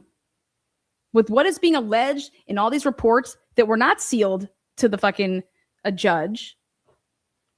What the hell are we doing? Who the fuck does Hitler think he is to call an expert witness in a pre-trial live streamed, the world's watching hearing, a conspiracy theorist? That in and of itself should get Brian Kohlberger whatever the fuck he wants. Period. Period.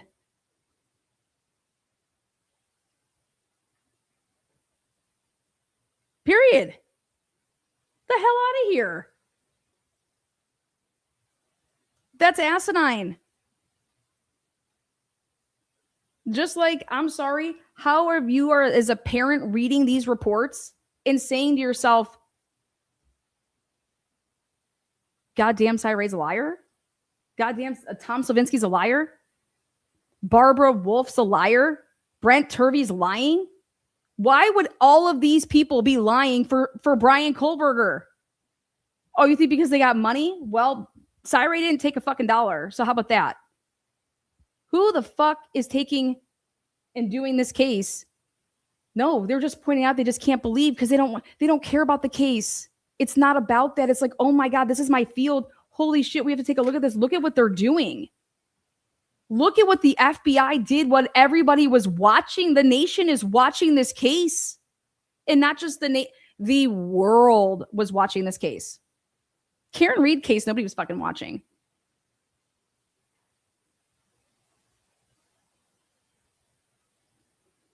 Just like the Charlie Kirk case, everybody is watching. And Nick Balance and Kennedy, Sean Kennedy, whatever the fuck his first name is, Agent Kennedy. Who do these people think they are? These are my questions for them. Who the fuck do you think you are?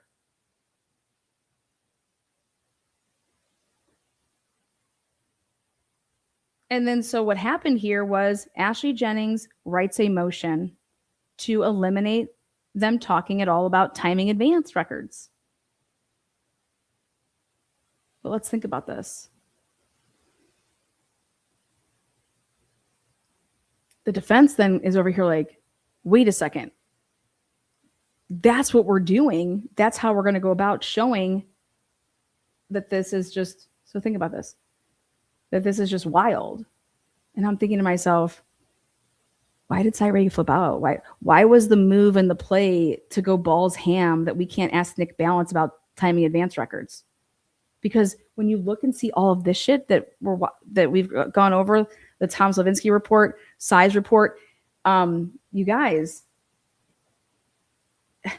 take the timing advance the fuck out of it.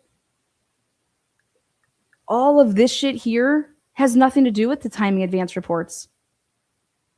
And look at this.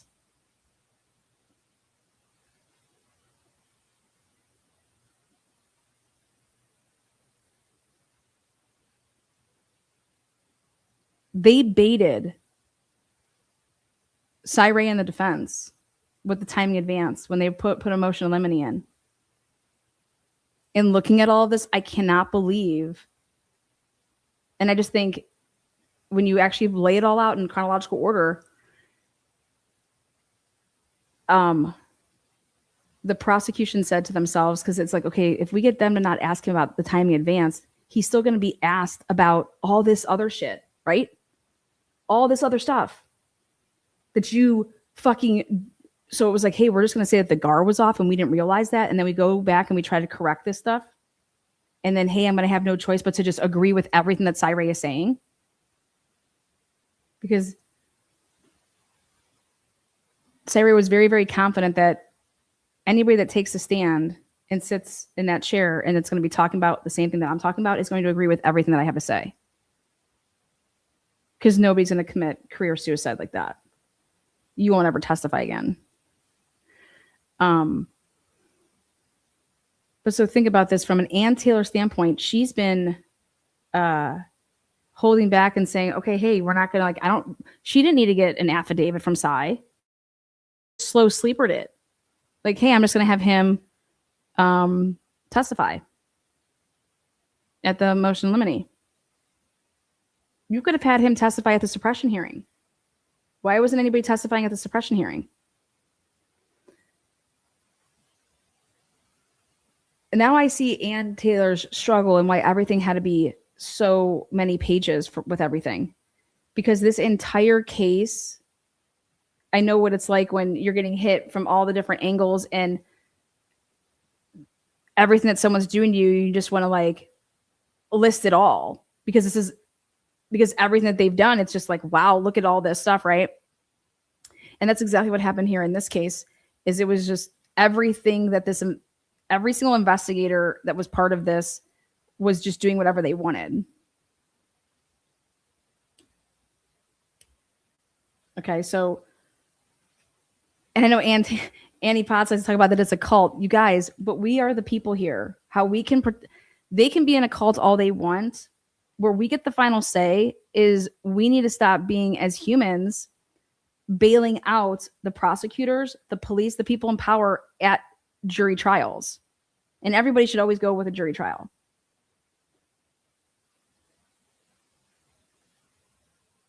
And we need defense attorneys that are going to stop waiving people's rights to speedy trials. That is that innocent people or people that, even you think, that's not your call if you think that they're innocent or not. To talk somebody into waiving their right to a speedy trial, you are setting up in the world of the 2020s and the 2030s and 2040s from here on out. You can make a circumstantial case against fucking anybody. Anybody. Especially if these fucking cops are just going to lie and just, hey, we're going to just change the coverage areas of towers. We're going to do this. We're going to do that. You cannot give people the type of time to do that stuff to your client. So waiving the right to a speedy trial because you say, oh, I can't be ready for this, then you need to say that you have too many cases on, I can't take this case on. And this person has the right to go with a speedy trial, and they should. But these greedy motherfucking lawyers who are putting people's lives in their hands are doing it the opposite way because they want to make the fucking bucks. And I'm just sick of it. You guys, when they passed the bar exam, that means they were able to pass a test about the questions that they were being asked about. It has nothing to do, though, with your arguments, with how good you can connect the dots, how good you are at questioning somebody on direct examination or through cross-exam. Sorry.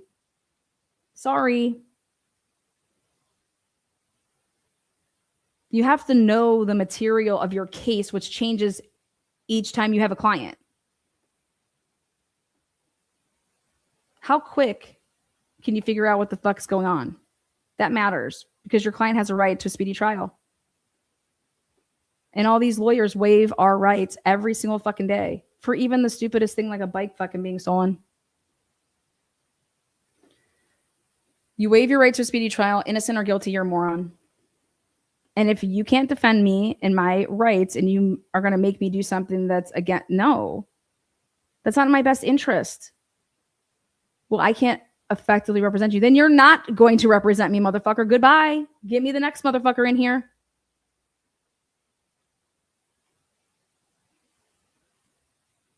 Sorry. But since when does people's lives in the justice system is trumped by someone's fucking calendar who's a lawyer and who doesn't want to give up the money. And so, hey, but you have to waive your right to a speedy trial. And I can represent you.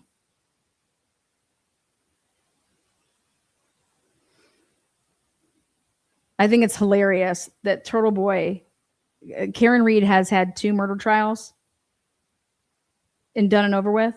It's 2026. Turtle Boy was arrested in 2023, and all that motherfucker does is push and delay and delay and delay. That's what guilty people do, which I know that he's guilty because he recorded himself committing the crimes. Okay. He is not representing freedom of speech. This is not a freedom of speech thing. Turtle Boy is no different than fucking Michael Proctor. They'd be best friends in a bar. They, trolling the internet and creating fake accounts and attacking people and bullying people. Okay. That is the same character ship that Proctor is in his fucking moral, corrupt fucking human ass. And if you don't think so, then you're crazy. And I have no problem calling you crazy. Turtle Boy took the 5th. I thought Turtle Boy wanted to talk in the Karen Reed case. Motherfucker was shitting his pants. And then he just spins everything. Oh, but I can't talk about this case. This is what makes me my money. And now you're trying to keep me out of the courtroom and blah, blah. What are you talking about? I can't live stream it either because if I'm a witness on blah, blah, blah, blah.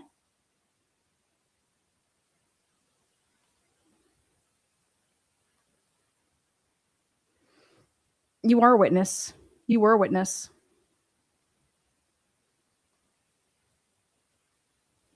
You pled the 5th.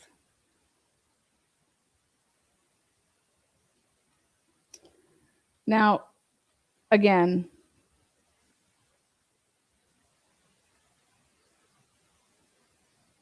so think about this. The people that are backing Karen Reed with all the arguments are the same people that have just been totally fucking outed in another case for doing corrupt shit. Everybody over once a person I believe can be bought and paid, okay, and people owe people favors and hey, can you do this for me? I'm gonna help you climb your fucking political career and stupid shit like that. Yeah, but that's what I've noticed is the people that were right there ready to testify for Karen Reed, like the Michael Easters. The person that just plopped up and tried to put Agent Balance, Nick Balance, on a pedestal and say that Syray and everything that he put in his affidavits, these guys are really well trained and there's so much overwhelming, like none of that's true. There's so much overwhelming evidence and, to even put out all that shit that Michael Easter had to say about what took place in this case. Well, guess what? Now everything's out. And the only person that has egg on their face is Michael Easter. And look at who he's with and what side. So Michael Easter is vouching for Nick Balance. Michael Easter trained Nick Balance. So where the fuck do you think Nick Balance probably got the cahoons to do something like this? That's all I have to say. Because this case, with all eyes watching, this was not Nick Balance's first rodeo. And to think that this case could be used to get Lori Daybell another trial and Chad fucking Daybell another trial, because that's what it should do. Because Colbert pleading guilty does not change the work product that and what Nick Balance did at all. That does not change anything. So there's just that.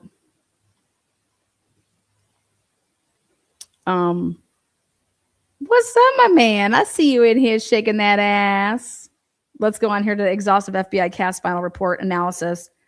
Also have noticed how the cast does not properly provide and illustrate the many handoffs. Remember, we cannot talk about those because it'll out the fact that Nick Balance changed the towers, changed their coverage areas, completely just acted like there wasn't towers there. Wild shit. This left out key evidence. Also, the use of shaded areas and pie type diagrams provide the less knowledgeable listener with confusion. He was planning on going to trial to confuse the jury, to manipulate the jury with false material to find someone motherfucking guilty. Are you kidding me? Isn't that nuts? These accusations, and I think Nick Balance should be over here like chomping at the bit to speak on this shit, right? Hey, Nick Balance, just like everybody else, you are innocent until proven guilty, motherfucker. So, but they're using they took your own work and they're just showing what you did. And then here's actually like the right stuff. So how do you, it's kind of like, guys, 5 + 5 = 10. If you're saying that it's 9, yeah, I guess I can entertain you for you to explain this to me. But you're starting, you have a negative 100% chance of having that happen. But go ahead, we can hear you out. Maybe Nick Balance is going to come in and I got a phone call from a higher up and who told me to tank the case. Okay, Nick Balance, now I'm listening.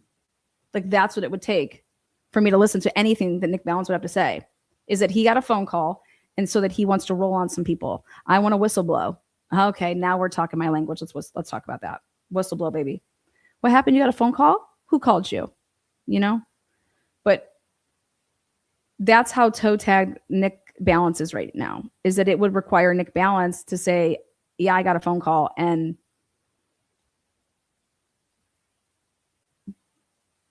basically I was blackmailed to say that, they know the stuff that I've done in the past. And that if I didn't do this in this case for them, that, yeah, I would be having a desk job the rest of my, So, but that's the only way that I would listen to a word that Nick Balance had to say. And then also, since he's a liar, I would need some proof, motherfucker. So let's see your phone records. It is then the cast member, look at this. It is then the cast member who can lead the juror and court to the explanation the cast member himself wishes to give to enhance the story the prosecution wants the court to accept. To see this in a fucking report, you guys, we don't see reports like this. Go back and read every single expert report in the Karen Reed case and name the case. Look at what is written here.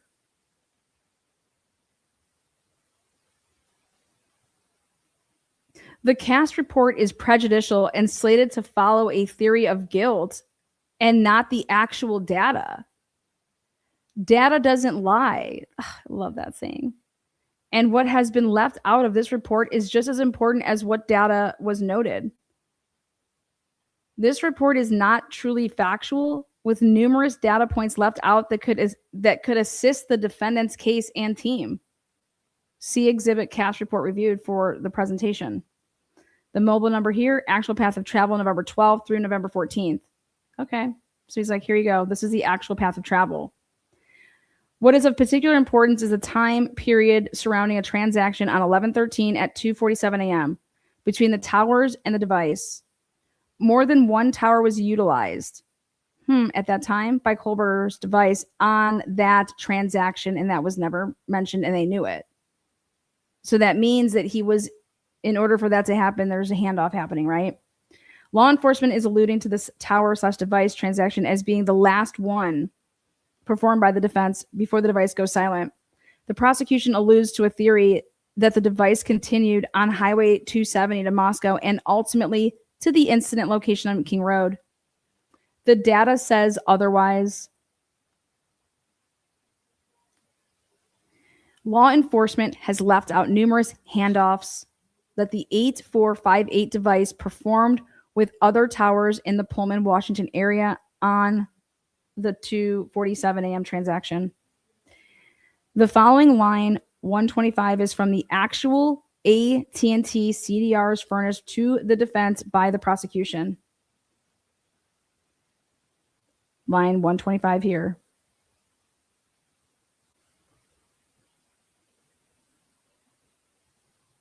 Ooh, Samsung. These are C46. See, these are latitude and longitude points.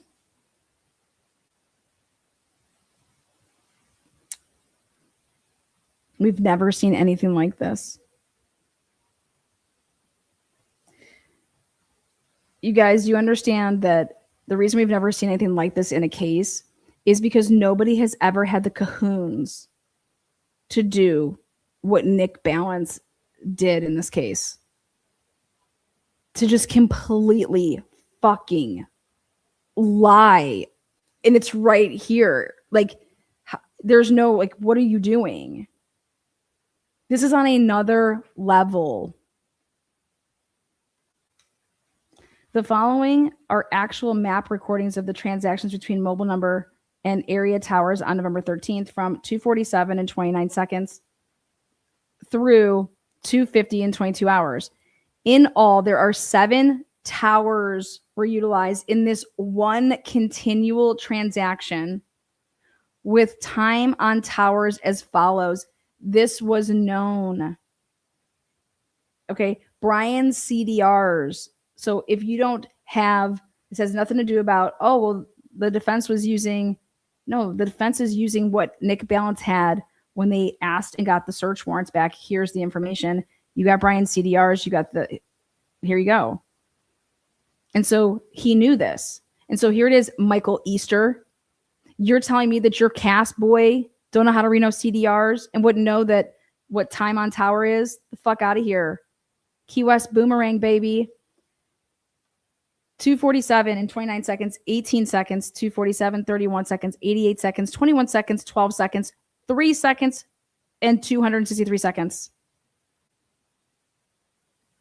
Note, the last tower utilized by the device is the tower most used by this device, which would be consistent with which you would see in a report or a probable cause statement is that at 2:54, when the device powered down, that it is consistent with being back on the home tower of the Brian Colbert, like that he's back at his house, and then this phone is powered down. That is what the data tells you.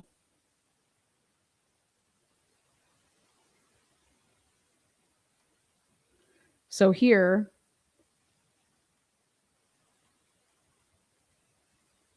Cobra residence. This is the area. This is at 2:47 and 29 seconds. And then this call was provided in UTC time. The time has been adjusted minus 8 hours to convert it to the Pacific time. Original 10:47, 7 updated to 2:47, 47 seconds. And saying this call, I'm like, it was a call.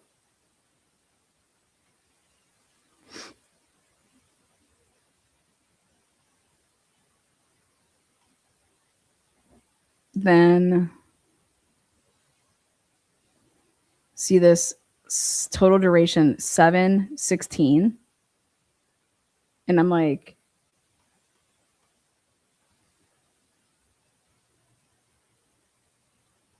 what the fuck?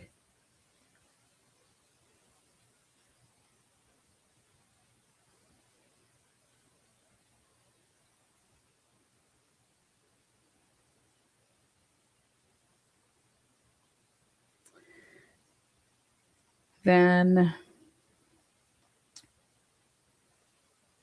2:49 and 46 seconds.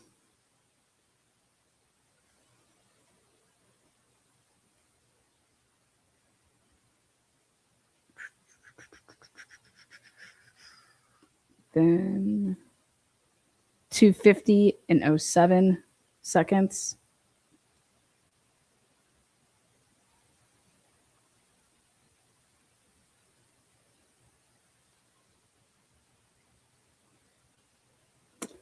Then 2:50 and 19 seconds.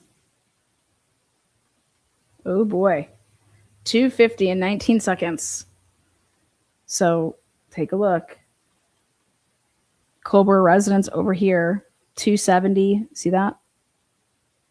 And then over here is the area in this tower. Brian Kober's over here. Then, again, that was at 2:50 and 19 seconds. The reason that they couldn't show any of this is because, hey, it powered down at 2:47 because, hey, we're going to put the phone and the car moving together and, that type of bullshit. And we needed to say, oh, yeah, there's a white car. That's him. This is insanity. And then here, back at 2:50 and 22 seconds, now back on this tower that's at his residence, or that's consistent with being on his residence. So at 2:50 and 19 hours, tower 10867 blah, blah, blah, blah, is utilized by the device. 3 seconds later, the same device is handed off to a different tower. And this is this little, that's where the Safeway Pullman, that's where the Walmart's located. In that area. Interesting. But it's handed off. Only 3 seconds commenced before the device went to this last tower. The device then utilized this last tower for 263 seconds, according to AT&T. The drive test data compiled by Cyray can show additional information, which is that it's... So let's go...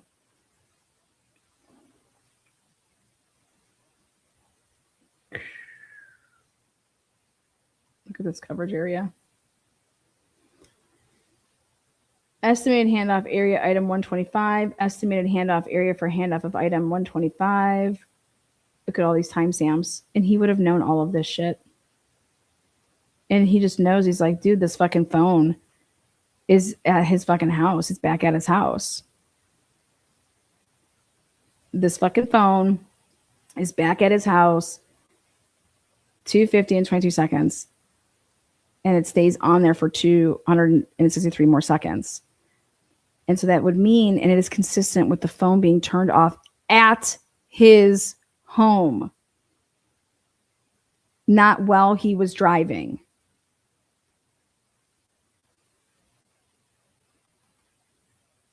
Cumulative activity of device 8458 on November 13th. From beginning of the transaction at 2:47, 29 hours through 2:50:22 till the end of the transaction. As can be seen in the actual AT&T CDR data above, these handoffs show a different story. The data shows the 8458 phone device west of Moscow, Idaho, when the transaction is completed at approximately 2:54 a.m. In all 6 handoffs follow the initial 2:47 a.m. transaction. This vital handoff data is very important and had to have been known by law enforcement.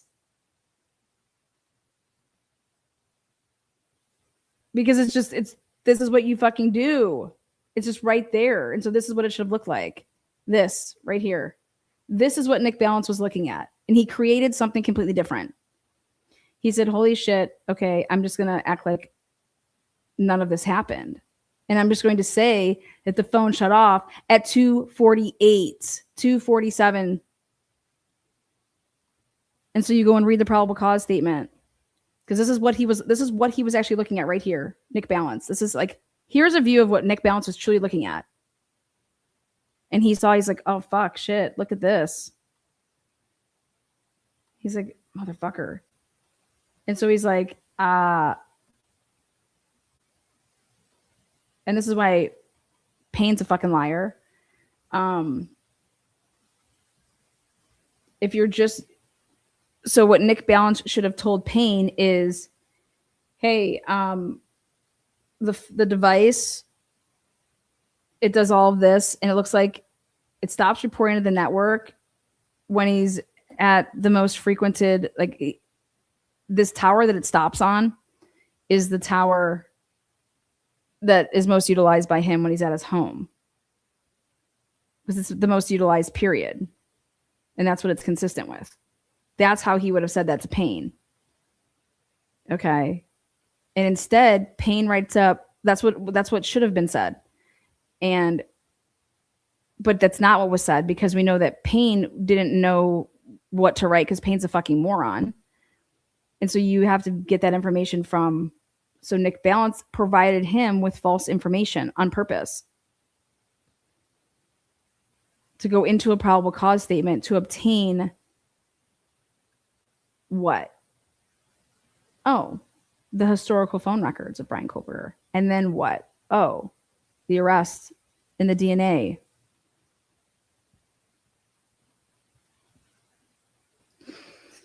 The device turns back on at 4:48 a.m. and is utilizing a tower below Moscow, Idaho, with the signal utilizing a south-facing sector of the tower. South-facing.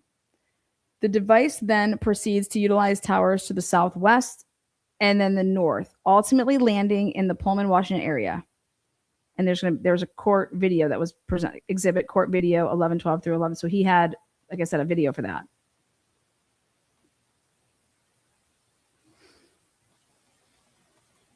Now, a Google geofence search warrant was submitted by MPD Detective Mowery on 11/18/2022. Yet on 11/20/2022, Special Agent Balance FBI gets a return from Google in response to a warrant submitted to Google dated November 18th, 2022. Why did the return go to Nick Balance and not Mowery? And this is where they were trying, this is where, when they're talking about this parallel investigation, okay? Then on 12/1/2022, Detective Mowery swears that he got a return on a search warrant, yet in all the documentation from Google, those are the Bates numbers. That means Bates numbers is page numbers of the discovery that's provided. It appears Google only returned data to Special Agent Nick Balance. No submitted correspondence from Google has Detective Mowery's name on it.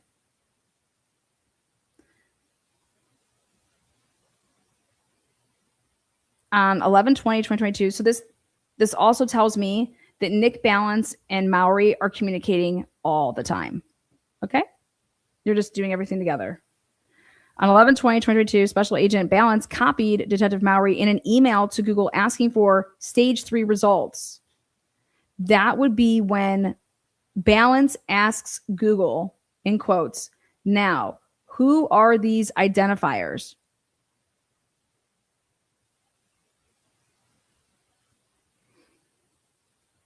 Balance and not Mowery is communicating with Google.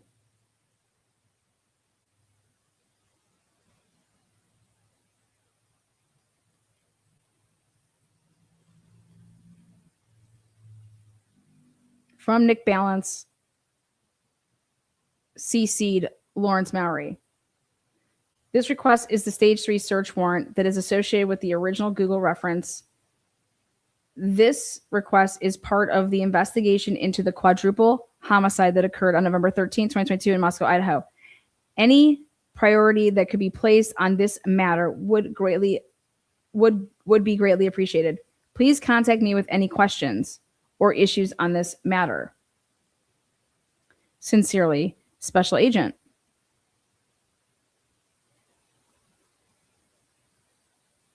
Boise. Oh, fuck shit. Nick Balance out of Boise. But he works with the Salt Lake City people. Google receives a very high volume of legal process every day. The team process legal requests in the order that we receive them. You may monitor the status of your request by logging into your blah, blah. If your request relates to extended circumstances or if you have further questions, please email the actual email from Google or from Nick Balance to Mowery at 10:18 and 50 seconds. That's the actual email from them to blank SU FBI. Actual email from Balance to Mowery is at 10:18 and 50 seconds. So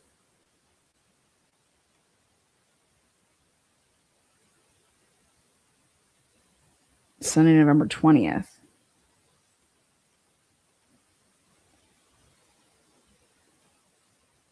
$18.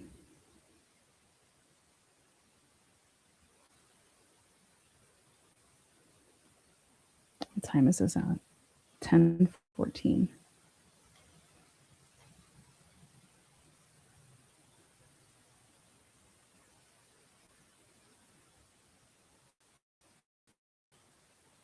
Okay. So, wow, that was quick to write that. So, look at this. Nick Balance, this email right here happened, and he received this at 10:14 within 4 minutes and 50 seconds. 10:18 and 50 seconds.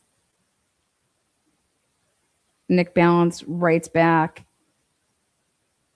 and uses, hey, here. This is request is the stage 3 search warrant. And CC's him on there. That's really quick. Now, on 12/4, Mowery says phrase on 11/20/22, Balance asks Google for 2 identifier information as to their phone numbers. See that?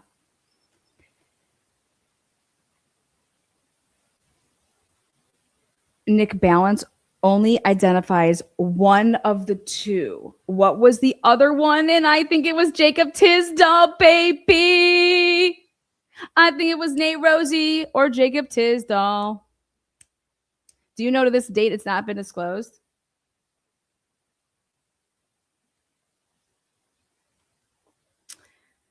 Again, Balance only he asked for. So on 12/4/2022, Mowery says phrase on 11/20/22,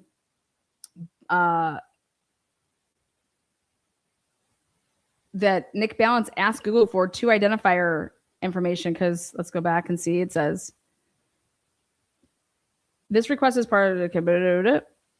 It says any if you can place some priority on it, and it's because they want to know.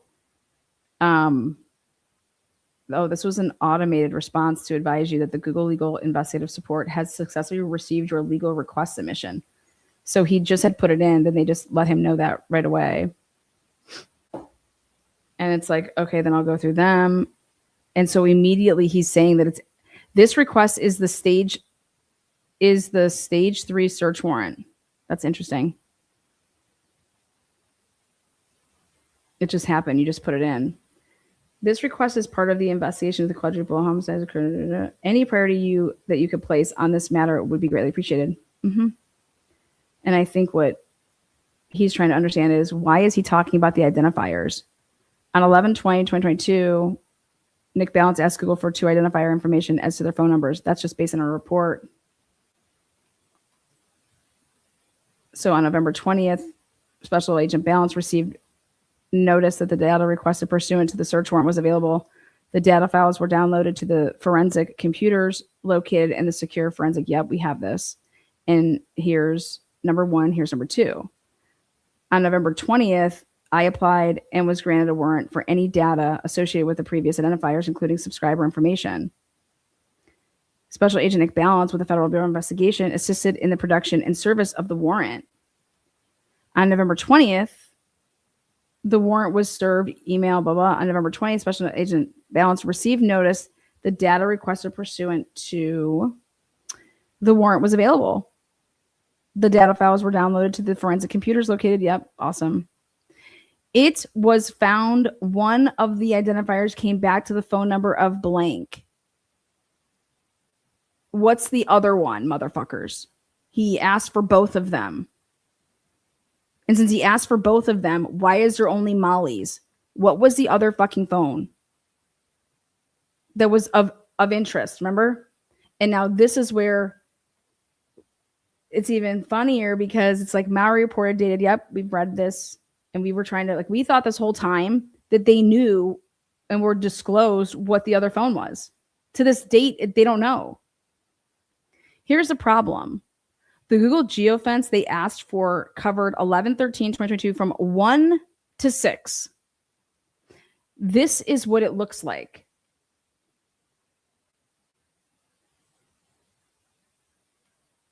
Do you see that? Unfucking believable.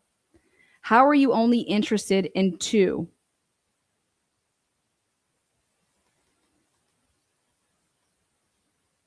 See all those little dots? 1 a.m. to 6 a.m.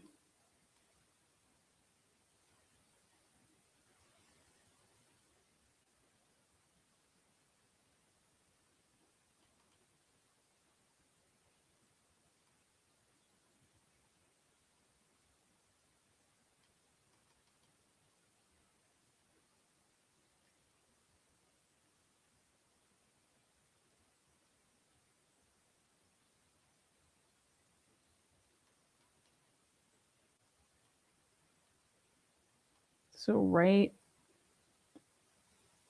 this is the road that goes like back to the back. All right, let me see what we want to do. Yeah. So we're looking at 129, 427, 163. Is that 84? 572, 1701, 1606. Like, again, this is from 1 to 6, though. Like, this is what it looks like. And so it's like, what are you talking about? You're only interested in 2.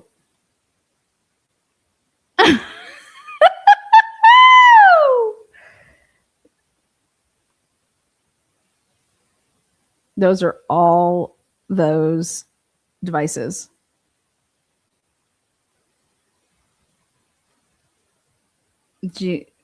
Here's the problem, though. Nick Balance, which ones were you interested in, boy? This is what you're looking at, and you're like, I only care about 2. How would you know to pick? How would you know that the one of them that you would pick would be Molly motherfucking McMichael? You're motherfucking CI, bitch. Fuck these people. Get out of town, man. This is crazy. This is absolutely crazy. Oh my God. Mowery does not say what procedures they took to get to only 2 identifiers other than only that, in quotes, based on the information received and in correlation with cell tower records previously reviewed. 2 of the anonymous identifiers were found to be of interest. No information is given on the other identifier requested. Mowery only mentions Molly. This is fucking sick. These people are absolutely sick. This analyst used a number reversal feature offered by Trax. The result was a name this analyst was not familiar with. Wait, what?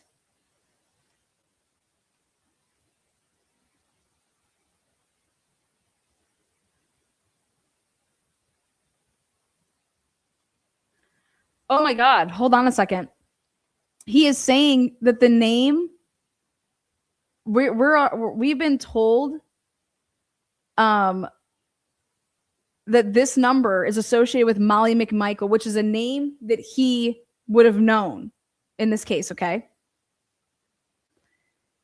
Now, in this report, he is saying, oh my God, this is great.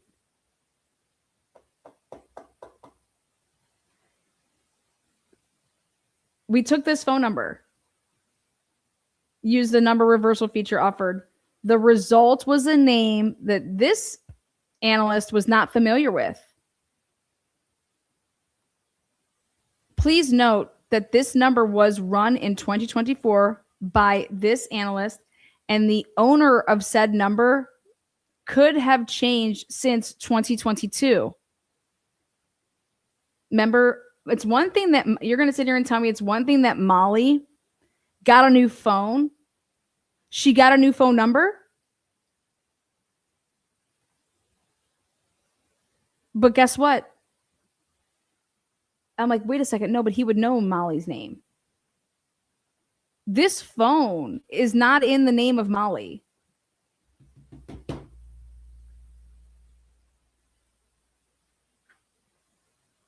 Okay. Oh, the red one. Now, the reason that he ran this in 2024 is because I'm assuming you have to ask when he got the information. But the question remains, who does the other identifier come back to? So they're like, hey, we already have an issue with this number right here. I ran it, and it's not coming back that it belongs to Molly McMichael, basically. But hey, I did run it in 2024. Maybe they got a new number. Okay. But we know Molly, she got a new phone. after the incident, like immediately. We never been told that Molly got a new motherfucking cell phone number. And how the hell did you determine out of all of those little dots that you're looking at, because the Google geofence it was from 1 a.m. to 6. I only thought it was from 3 to 5. 1 to 6. 1 to 6. Unbelievable. And so I'm sure you can break it on down. I mean, I don't know how they did it, but the question remains is, who does the other identifier come back to? Nick Balance knows this. The FBI knows this. How are you not turning this over? We need to know, those two were of interest to you. Why? Why were they of interest to you? Because of the timing, guys. Because of the time. And here, this whole time, I thought we were going to be able to see this geofence and it was going to say what time Molly was there. They have Molly's timing advanced.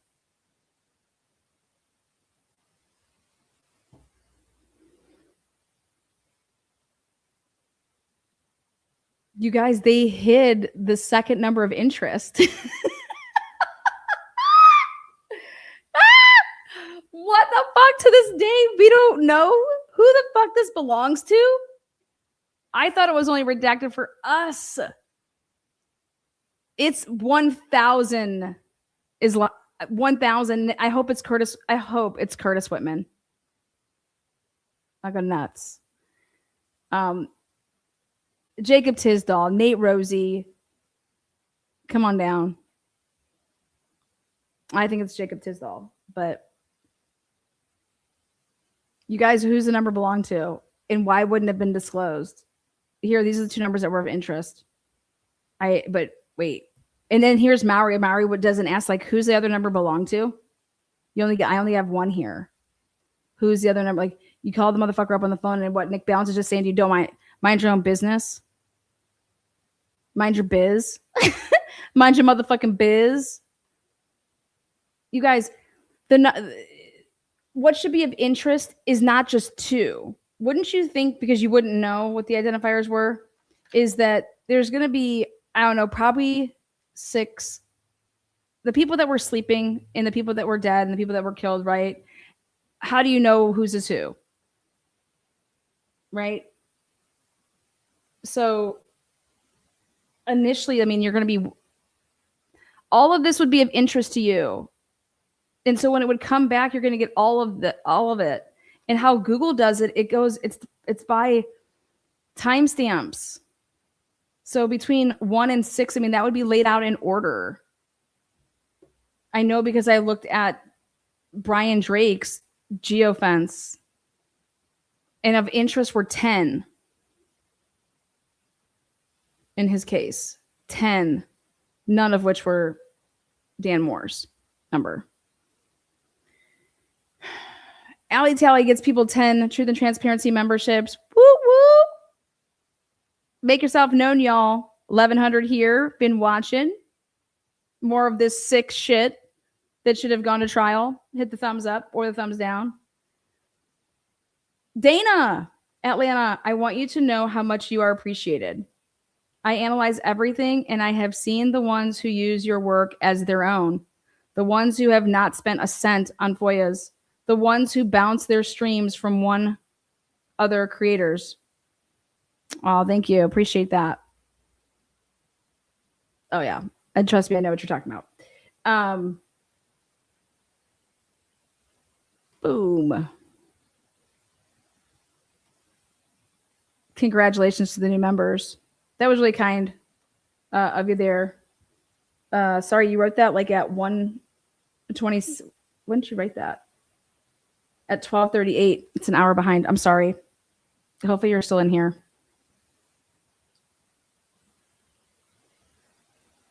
FOIA and find out. I'm gay. That's okay. When you speak, you are weak. Sauce.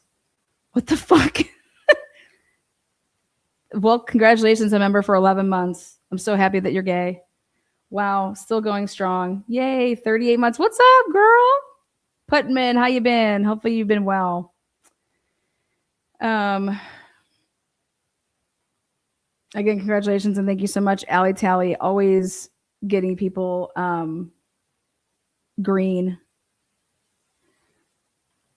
Oh my God. These people are sick. We are all very gay. Gay for the stay, baby. Gay for Lance Twigs.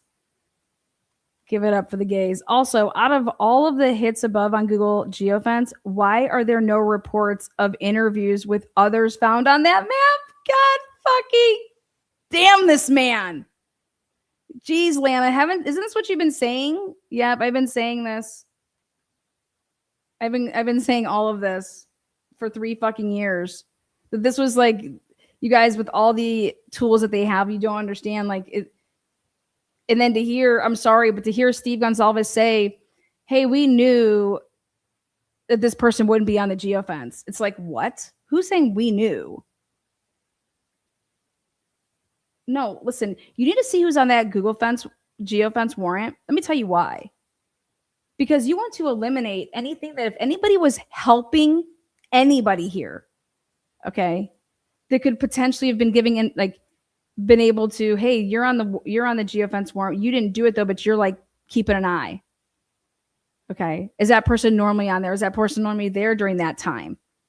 You know, but to sit here and say like, well, we didn't, like, that is totally you're repeating what fucking FBI said to you, what these fucks have said to them.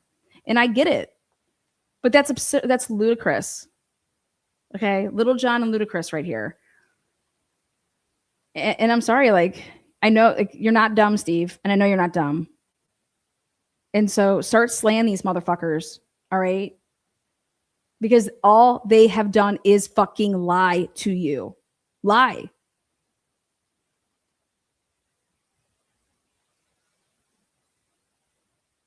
So here, where are those reports? So basically, he's saying, just like how I've been saying, there's no report that leads into, hey, so yeah, you were in the geofence and blah, blah, blah. You were there, you know, whatever. Like you can tell from reading all of these interviews. And there's none that come across that way. Having past law enforcement experience, this analyst understands that departments tag team with each other. But for Mowery to assert himself into the same work as balance is misleading. Yep. And that's what he did. See exhibit Google geofence for details. Oh, fuck yeah. There's even more on that. Oh, God, I want to see this. We need to get these exhibits. Author's expert opinion. This analyst has exhaustively examined the AT&T call detail records pertaining to the mobile number of 8458, as well as other cell tower data pertaining to the victims and other people. Tom, who are the other people? Because I really want to see Molly shit. The expert opinion of this is as followed. There is no cell tower data presented by law enforcement to the defense that links the 8458 device to the King Road murders. What this analyst has noted is a profound push by law enforcement to use these call detail records to paint a story that the data cannot support or prove, not ever, not once, it will never prove. There is no cell tower or GPS data presented. Oh my God! GPS. They don't have GPS data. Oh my God. Oh my God. Oh my fucking God.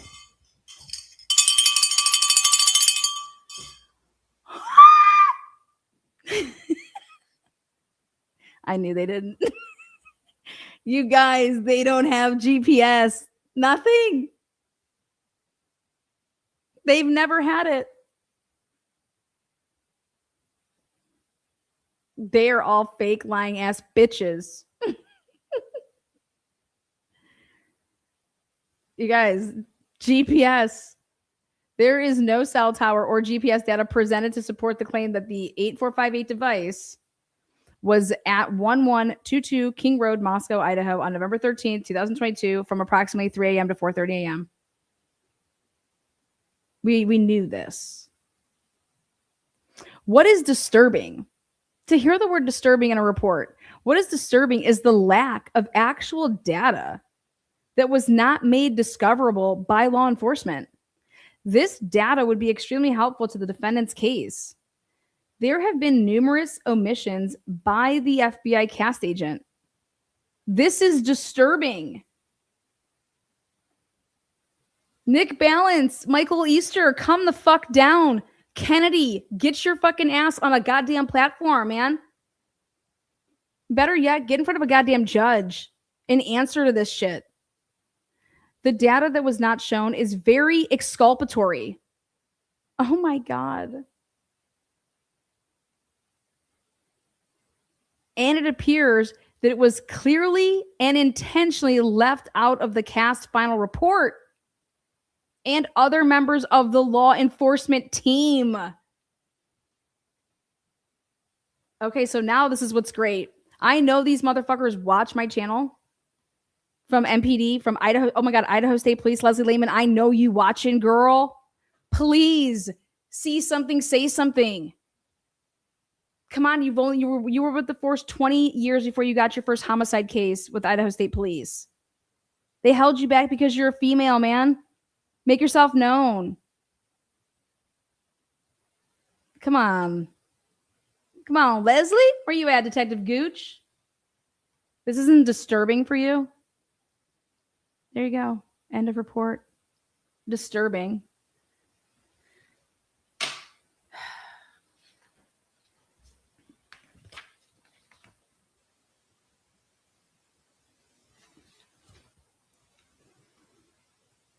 Now, I heard Jeff H. wants to debate me. Jeff H., email me, and I will be happy to set up a debate with you this Sunday night. What you want to debate, Jeff H.? Because we're only going to talk about the facts. Nothing but the facts.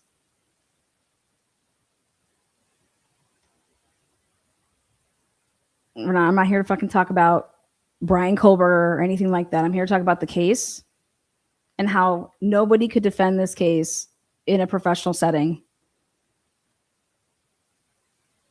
So you want to come in my motherfucking chat? Put your fucking balls where your mouth is.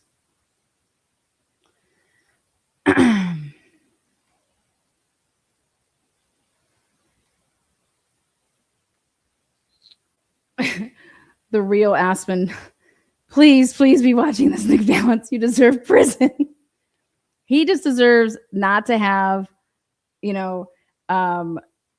these guys suck. All these guys that were investigating this case suck.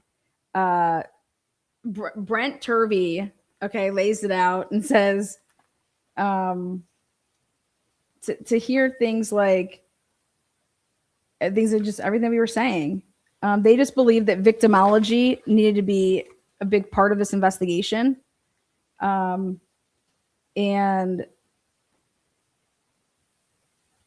I can tell you this, that Brent Turvey, after reading his report, and he said the materials that he examined, Brent Turvey has room to talk about cell phone extractions because he related cell phone extractions he received. Brent Turvey had cell phone extractions.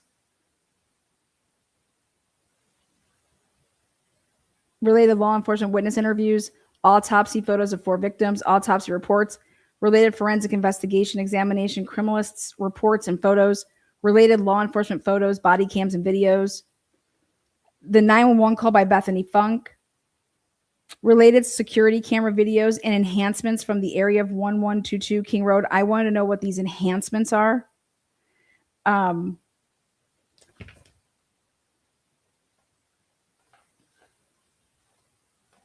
December 12th, 2024, right before 2025, he spent an entire day at the evidence locker with Ann Taylor and people from the team. Do you know whose report Brent Turvey puts in his report? None other than Eric Warner, the same dude who just omitted material, like relevant material from my last FOIA request to prove that they deleted shit. And they did. And I was able to prove it. But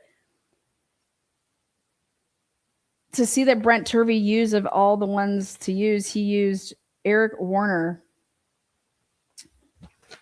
report. And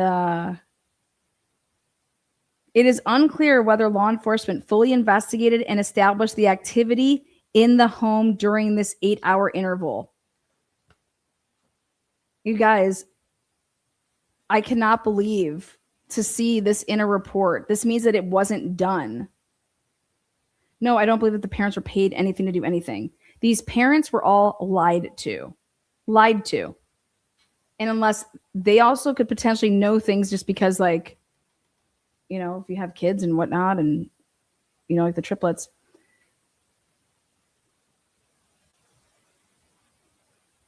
Prior to the arrival of Emily and Hunter, Dylan Mortensen and Bethany Funk had unfettered access to all areas of the residence, but reported not leaving their Bethany's room after Dylan went to Bethany's room to join her. It is unclear whether law enforcement fully investigated and established the activities in the home during the 8-hour interval. So it's not enough that you're just going to say something, okay?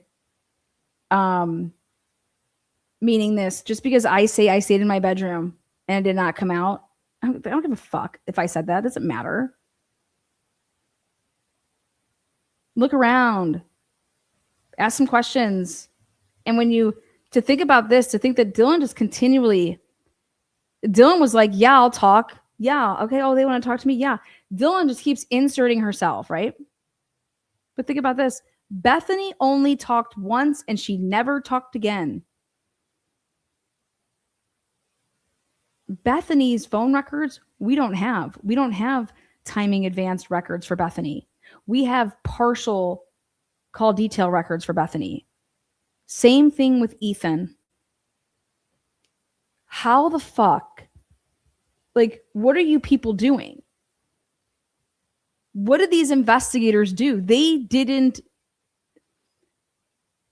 knew what to stay away from, you guys. And the only way you know that, okay, is if you know things, because you don't know what you don't know. So you're supposed to just be freely investigating a case the way that you're supposed to, the way that you were trained. Not here in Moscow, not here with this case. Hunter Chapin, not having his phone and nobody questioning that is mind-blowing. That it's not even made any pages in any reports. The Explorer arriving didn't make any reports.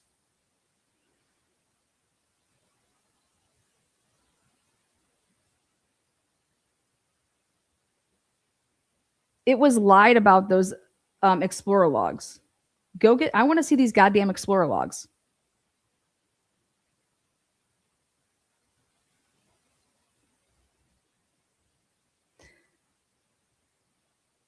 It's not just the FBI that lied about the cast. I'm waiting, and guess why I know they're stalling? We have a huge request that's coming in. And this request has one of the most important fucking interviews, which is the girl that came home that they tried to say is the car that left at 4:24 and some change. It's not her. She did not leave at 4:24 and some change. She did not come home to pet her fucking cats and to make sure her cats were okay. All right. She worked from 10 until 6 or 6:30. She is the Trailblazer SUV that comes back and that parks literally on the side of the house. So there was an open spot for this Blazer to park at 6, whatever time it was, 6:26 in the morning. The vehicle that leaves at 4:24 and some change had been there prior to midnight. Okay? These fucking cops thought that they could literally lie about everything that's significant in this case. And it is not a Nick Balance only issue. So then you have to then really truly wrap your head around that. And what you wrap your head around and say, who are they lying for? They are lying for themselves. You do not, cops don't protect people, random civilians. They protect the house. They protect their fucking blue line, man. And whatever the fuck they've been doing over there on that campus and WSU's campus, and it is no shock, they got their hands all perved up at Washington State University. Those fucking cops are disgusting, banging girls that are just barely over 18. Maybe some of them weren't even 18. Who knows truly what was going on? There was a whistleblower. There was an article that was just wrote 2 weeks before this murder, before these 4 people were murdered, that came out finally on November 1st of 2022, literally outing everything and how we're talking a 4 main, the chief, the assistant chief, all the big hitter players had to literally resign so that they could keep their pensions. So this big article hits November 1st. Do you want to know what people do to get the fucking hot seat off of them? Well, first of all, who whistleblow? How was it truly taken down? Well, they say somebody within their own, like, called out the fact that, hey, we reported the guy that, and like nothing's happening. So then somebody went to a dean of students.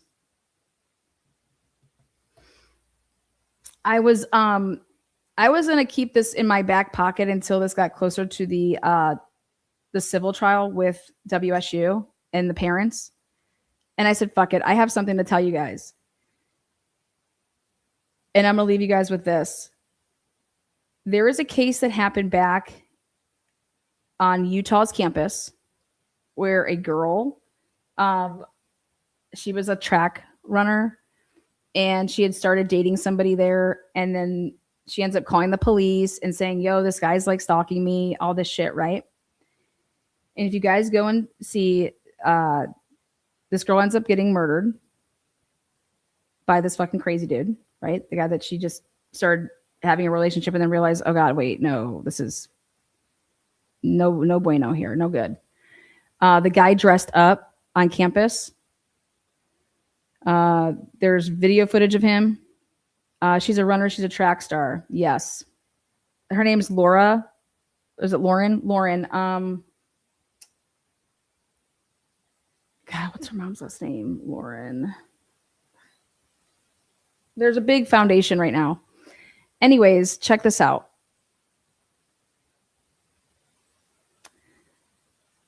Her parents also called the police and wanted campus police, just like, calling like a WSU, wanted them to like, hey, like, what are you doing? Like, she had made calls, like, it wasn't just that day that it happened, but it was leading up to it.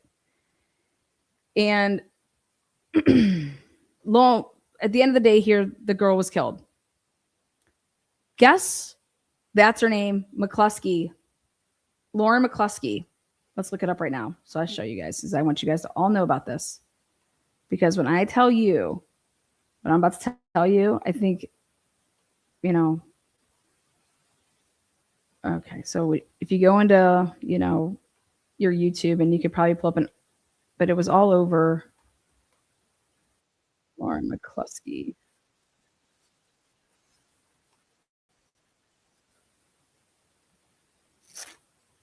College, yeah, here it is. College girl goes missing until cops see this on camera.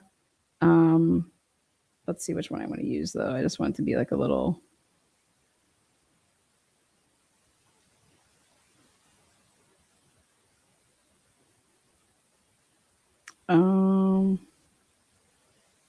Here, this is good. We'll just go with Utah ABC News, just for a little.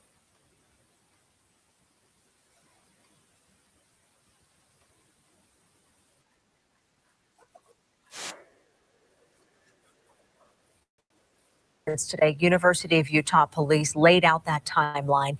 ABC4's Nick. Okay, so here we go. Continuing to learn more about the so it's just like 7 years ago. Timeline of the night U of U student Lauren McCluskey was murdered. In a press conference today, University of Utah police laid out that timeline. ABC4's Nick McGurk was there. He breaks down all of the new details. Nick.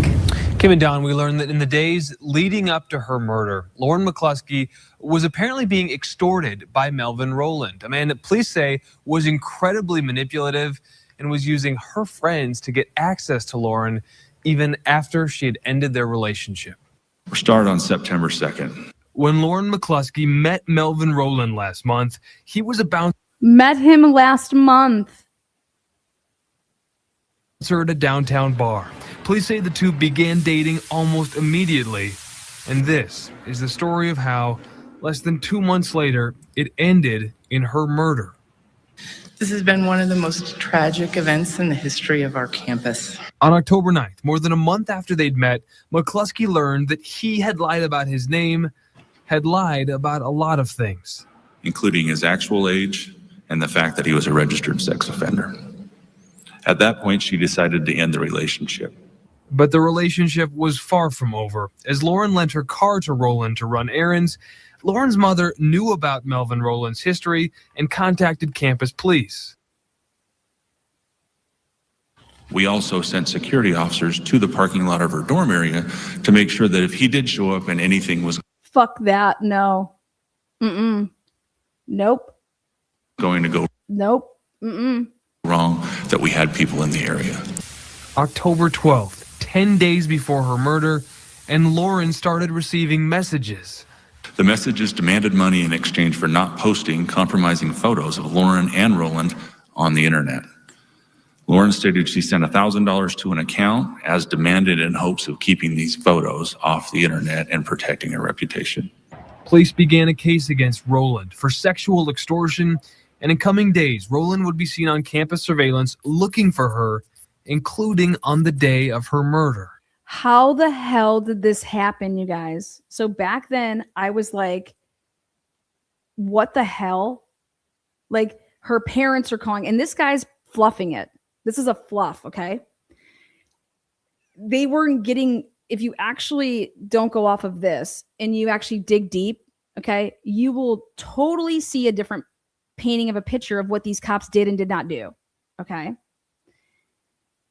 And they're making it seem like that we did all these things. Dude, it wasn't like she called the day that he killed her. She was telling you all these things. And her parents, her mom called the police.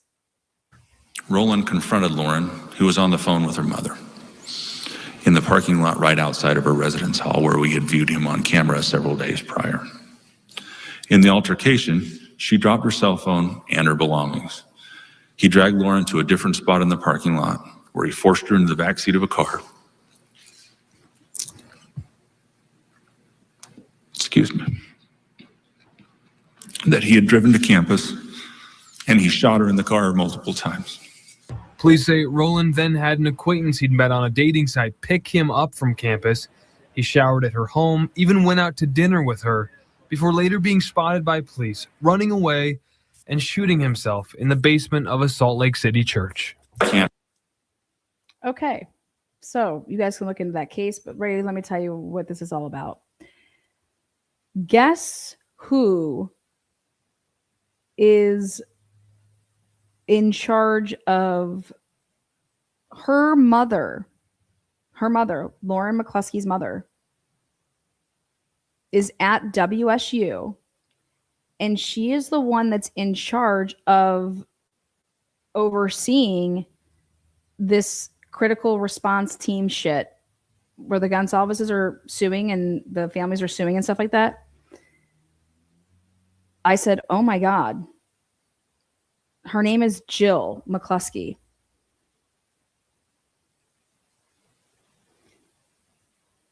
And now knowing the background here, if you know this case, and she runs this foundation for her daughter, I can only imagine what Jill McCluskey must be thinking.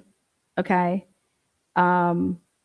Because the Gonsalveses are basically, and the families are basically saying that Brian Kohlberger was setting off all these fucking red flags everywhere, and you guys should have been doing certain things, and then the one thing that you guys actually go and do triggered him to commit when they had like this talk or whatever, remember with Brian at the class or whatever they're talking about, that we did some, I don't know if it was like sexual harassment, whatever the fuck it was. But you're not supposed to do anything like that. You shouldn't be stealing people out. But that is what the triggering event was that led to Brian going and committing the murders the night of, the 12th going into the 13th. And when I did my digging, again, I was going to leave this all till down the road. And I said to myself, no, I want to make this known now that Lauren's mother is who runs and is in charge of this shit at WSU.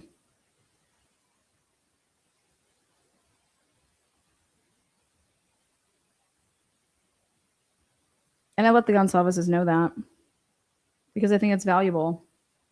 Because if anybody's going to know what it would feel like to be lied to by the police, by nobody doing anything when you're calling, or the police had opportunities to do stuff, or truly what was going on, that house was actually the target of whatever, and that maybe Joe McCluskey would help you get to the bottom of things. Because if there's anybody that probably would understand, it would be her. And I thought to myself, what an invaluable resource and human being to go to about. So I asked them hey, have you ever been introduced by Scott Green to the McCluskeys? Because I was just curious.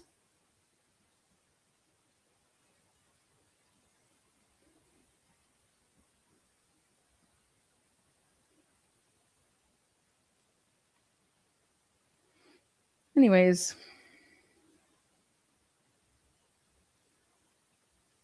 so if you go ahead and you Google and you look up on WSU's campus, on their website, look up Joe McCluskey. But she's the one that's overseeing. She's like the president of, God, what was it? I have it all. It's in my, let me see, Joe McCluskey. If you type in Joe McCluskey WSU, she is the chair 2023 to present and member 2020 or 2017 present board on agricultural and natural resources, the National Academies of Science, Engineering, and Medicine. She was an alum. But she did, what is she? There's more.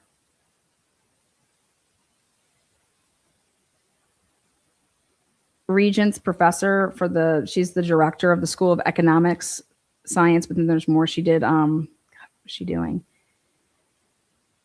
President-elect term. So she's selected current honors, affiliations, editorials, service positions.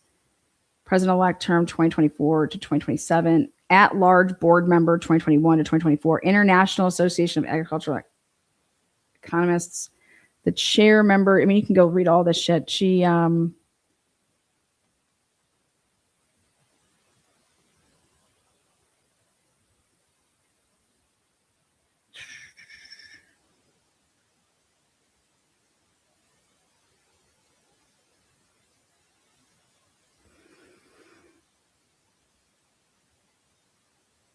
CV. I know that she started this freaking program.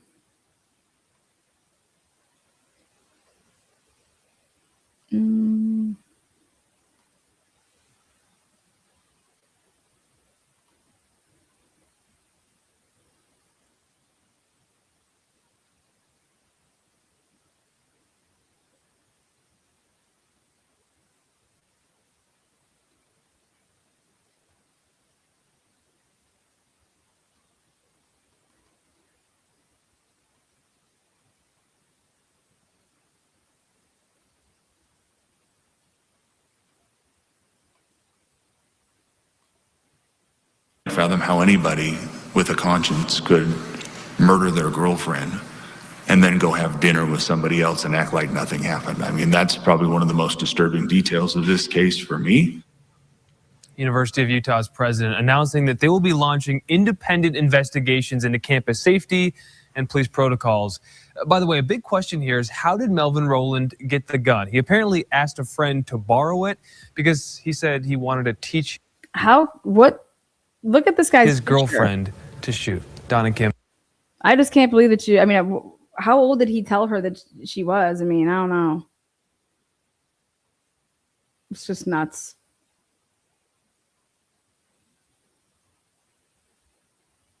It's just nuts. Anyways, just look into Joe McCluskey and look into the foundation, the Lauren McCluskey Foundation. I think it's under that, Lauren McCluskey Foundation.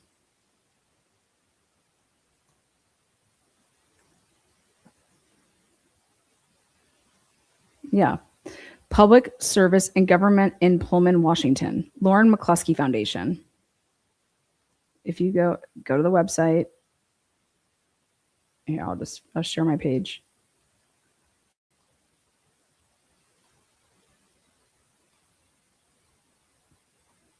So it's a running event.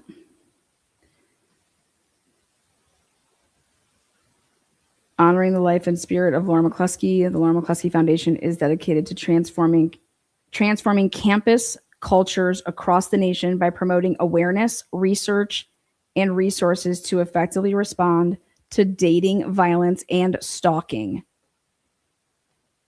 I'm telling you, I was waiting to tell you guys about this. I did a shit ton of research on this. Okay. Resources to effectively respond to dating violence and stalking, and by empowering individuals through Lauren's promise to create safe havens for victims. 1 in 4 women have experienced some form of physical violence by an intimate partner. 61% of female stalking victims reported being stalked by a current or former partner. 14%, 1 in 7 men have been severely physically abused by a partner in their lifetime. 14%. Stay up to date with the Lauren McCluskey Foundation. Jill McCluskey shares Lauren's legacy at Goldman Sachs Women's Network event.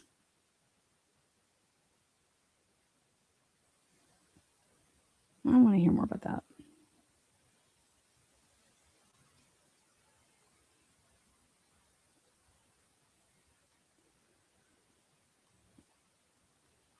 July 6, 2026. The Lauren McCluskey Foundation was honored to participate in the Goldman Sachs Women's Network Local Leaders Series in Salt Lake City, where Jill McCluskey joined for a meaningful conversation about campus safety, peer support, and the lasting impact of Lauren's legacy. The event brought together employees to learn more about the foundation's mission and the importance of creating environments where individuals feel safe, heard, and supported. During a fireside chat moderated by Lauren McCluskey Foundation board member and Goldman Senior Vice President, Quinton, Jill McCluskey shared Lauren's story and discussed how the foundation's work has grown. The conversation explored Lauren's promise. Did it talk about this huge ass fucking lawsuit? Listening and believing those who feel threatened, as well as the role of each of us can play in supporting peers, recognizing when someone may be struggling, and taking action when help is needed. Attendees also engaged in a thoughtful discussion about how students and young professionals can help foster cultures of care and accountability on their college campuses. Oh my God, this is going to get so intense.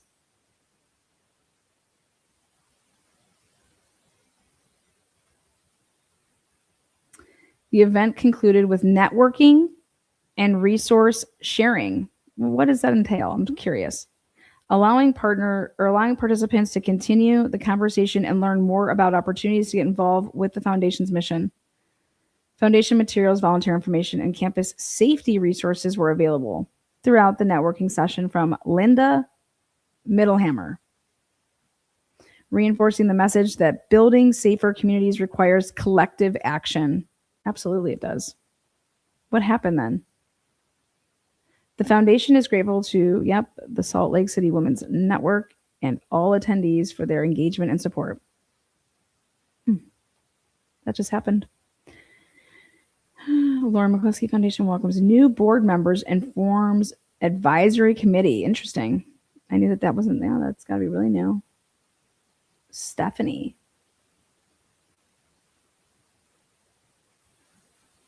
The appointment of journalist Nicole Norin and community leader Stephanie.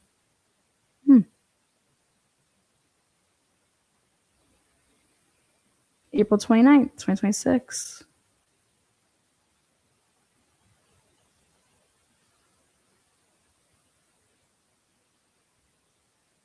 My gosh. Both leaders bring a wealth of experience or expertise and a shared commitment to advancing campus safety. Nicole Norin is a Peabody and 6-time Emmy Award-winning journalist and documentary filmmaker whose work focuses on accountability and amplifying underrepresented voices. She produced more than 50 investigative reports and short documentaries during her time at ESPN. Oh, and now leads her own production company. Interesting. What production company is it? Her 2023 investigative documentary, Listen, which tells Lauren's story, has been viewed more than 6 million times and is now used by law enforcement and schools across the country as a training tool. The Truth Line book will be the same. The film has received national recognition from investigative reporters and editors, the Education Writers Association, and the Associated Press sports editors. Through her work, Norin has demonstrated the power of storytelling to drive awareness, accountability, and change. Stephanie is a Pullman native and Washington State University graduate with a degree in economics. Oh, so she was under Jill. That was her student. She spent many years leading the marketing and communications organizations at what? Oh my God, everybody works there. No way. Oh, everybody works there. And is currently pursuing graduate studies in interior design. She serves on the Pullman Education Foundation and the WSU College of Arts and Science Advisory Board and supports causes related to education, immigrant rights, and animal welfare. Her perspective and local connections will be valuable as the foundation continues to grow its impact. Let's see this existing board that includes Quentin, Nicole Drummerhill, Ron Middlehammer, Jill McCluskey, Matt McCluskey, that's her dad, Adam Schwartz, Brian Slinker, Keith Squires, and Brian Stewart. Together, this group brings a wide range of experience across higher education, law, finance, public safety, and research to guide the foundation's work. The Lauren McCluskey Foundation is also proud to announce the formation of a new advisory committee to provide additional strategic guidance, perspective, and subject matter expertise in support of the foundation's mission. The committee includes 5 distinguished individuals: Mark Duggan, Amos Janey, Isaiah Scott, and Chris Vogel. Interesting last name. 4 members of the advisory committee are former members of the board of directors, ensuing a seamless transition of institutional knowledge and mission critical experience. They are joined by Scott, who brings specialized expertise in higher education communications to the group. Executive Director Edwin Gianni wrote, "We are deeply grateful for the years of dedication and service these individuals provide to our board." Awesome. Learn more about the leadership and new advisory committee. They've done a lot to this website and a lot to this program literally in the past 3 months. I can't even believe it. Platinum Transparency 2026. Yeah. 1256 Southeast Bishop Boulevard, Suite J, Pullman, Washington. Lawrence Promise, campus safety. Get involved about campus safety.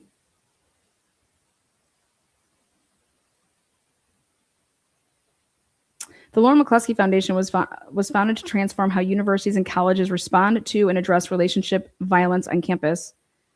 Through our focus on campus safety, we honor Lauren McCluskey's legacy by changing the culture that has historically responded poorly to violence on college campuses. With over 5,000 colleges and universities receiving Title IX federal funding, that's part of the lawsuit, our efforts focus on education, advocacy, research, collaboration, and accountability in our mission to create safer and more supportive environments for students. Increase awareness of the seriousness of relationship violence and stalking. Expand the adoption of Lauren's Promise. Collaborate with experts, university staff, and law enforcement to identify best practices and guide training for effective response when victims report relationship violence and stalking. Develop and encourage adoption of campus safety score. Oh my God. Share resources that can help victims and responders.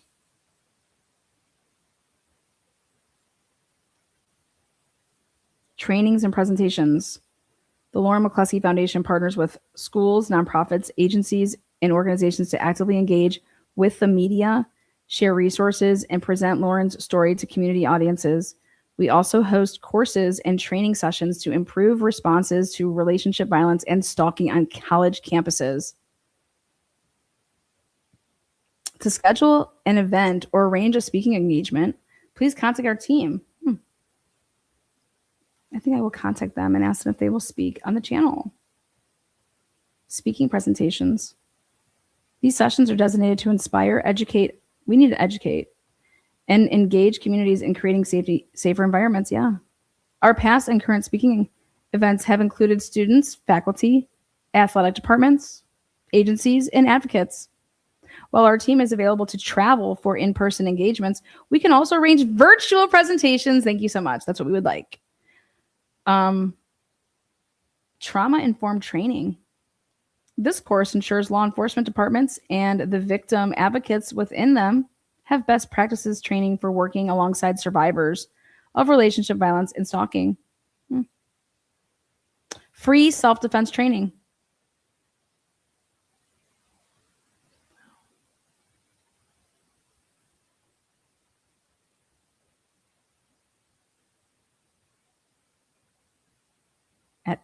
I'm telling you guys, this is all new. Since the start of 2026. This is all new shit. Somebody came in and totally revamped all of this. This website was nothing like this. It was literally doing just had a run once a year. Interesting. This is very interesting to me. Sorry. You guys probably aren't that interested in it, but it's very interesting.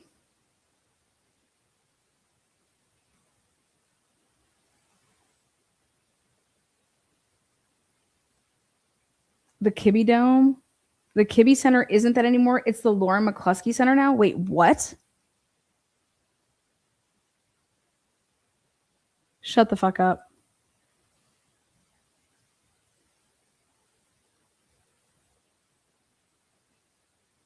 Is that accurate? Let me look at this.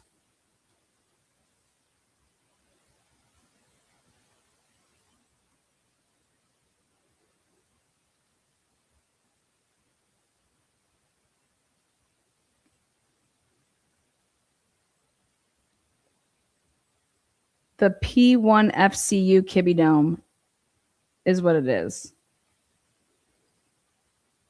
Up until 2011, the Kibbe Dome officially sat 16,000 spectators for football. Now it's up to 878 people.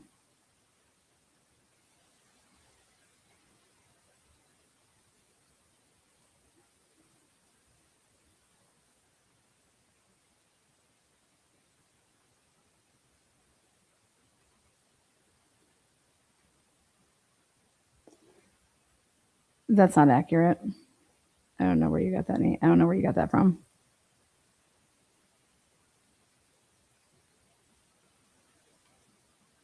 Interesting that Brian had a Reddit post asking for advice on what to do if he thought he was being stalked on campus. Excuse me?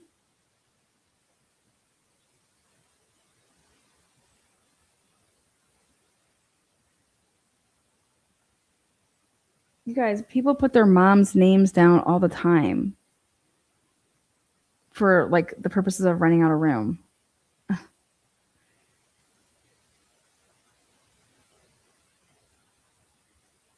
Yes, I find nuggets all the time, but I was digging deep into the WSU lawsuit. And when I saw that fucking, I was like, oh my God, this is wild. And I said that I wanted to know if Coomer Scott Green was trying to smooth the parents into meeting Lauren McCluskey's parents. And I believe that they were, and I believe that they did.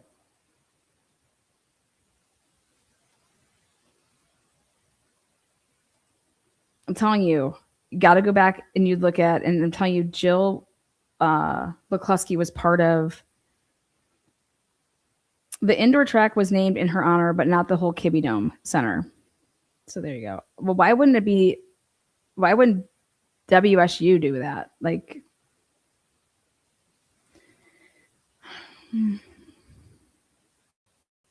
get involved.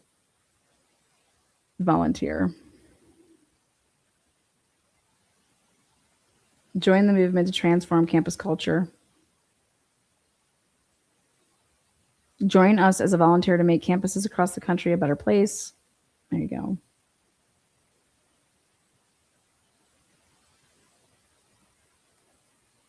Be a voice for change by advocating for policies and practices, that prioritize student safety and well-being. Mm-hmm. They need to create I said that they need to create an app, okay? And maybe I'll just go fucking talk with somebody that does apps. They need to create an app.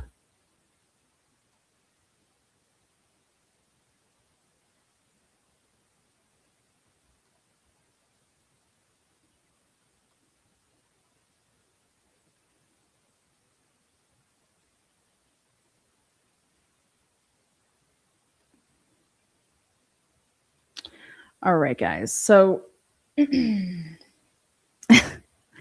these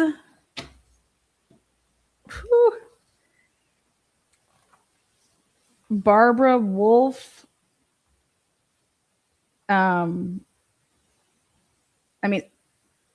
Turvey, everybody that was part of the defense. When I saw the extent of what Barbara Wolf reviewed, and then I saw the extent of what just everybody had to review when they made their report, that's all I wanted to see was what items they had.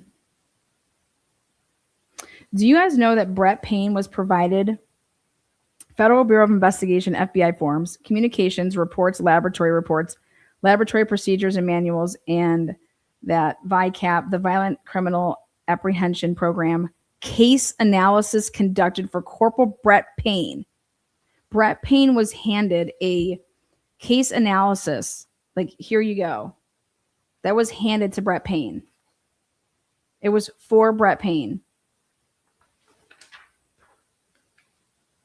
And so if you're going to go through something that's handed to you, how do you come across an unsigned FBI victim criminal apprehension program, which is VICAP? How do you come across an unsigned report and not say, hey, who signed this?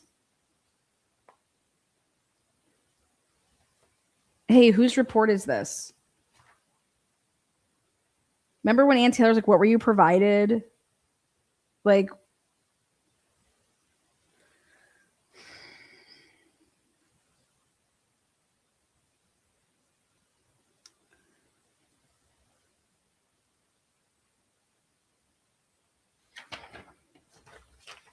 so, here, I'll put it up on the screen. the reason the next person I want to talk about is, and I'm going to be doing it tomorrow, but I'll close with this. When you go to Barbara Wolf, she was brought in right away with Matt Nodal. And I mean, Matt's report is 151 pages. I mean, these people just didn't fly by the seat of their pants. I mean, these experts put in hours. Like, we're talking, when you want to know why this defense / the prosecution of Brian Cover was so expensive, because these people actually did their job. These people that were hired to do a job, like, think about it. This is like your little niche in life, right? And you're provided with something. Here's a case file. And you look at all this stuff and you're just like, wait, what? Like, what are they saying happened? That this happened in just like a couple minutes? And you're just like, the crime scene is not indicative of that at all. And so you like sit down and you're like, okay, let's go through whatever.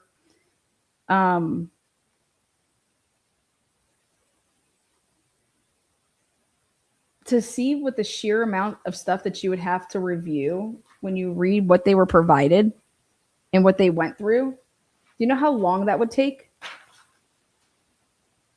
you know how many hours it would take for each of these individual experts? We're talking a shit ton of money once you see the volume of what they did.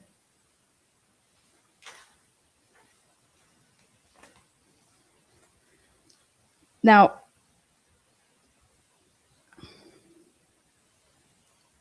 I wanted to pay attention to how they went about saying what happened that night. Like, and nobody's report points out like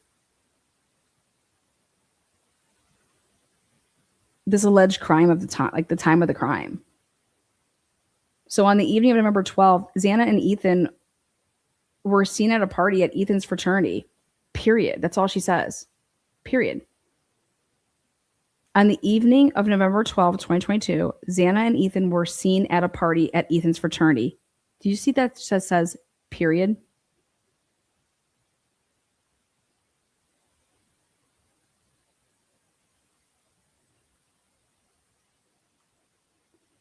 Period. Madison and Keeley had gone to a sports bar and were seen ordering food at a food truck at approximately 1:30 a.m. on the morning of November 13th. Bethany Funk reported that Madison and Keeley returned home at approximately 2 a.m. and that she and Madison let Keeley's dog out.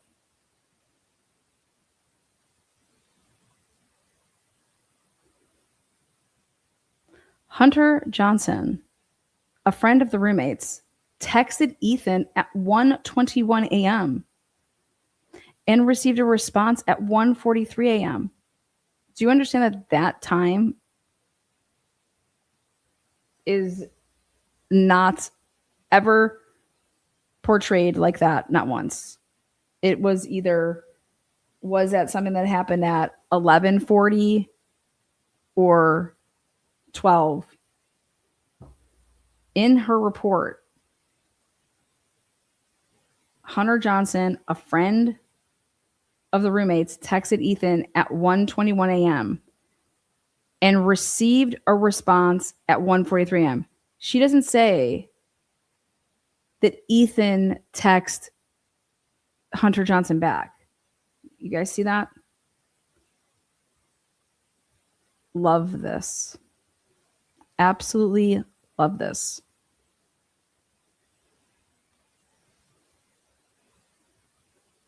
Hunter Johnson, a friend of the roommates, texted Ethan at 1:21 a.m. and received a response back at 1:43 a.m. Hunter reported to the police that he had been to the house the previous evening and found no one home.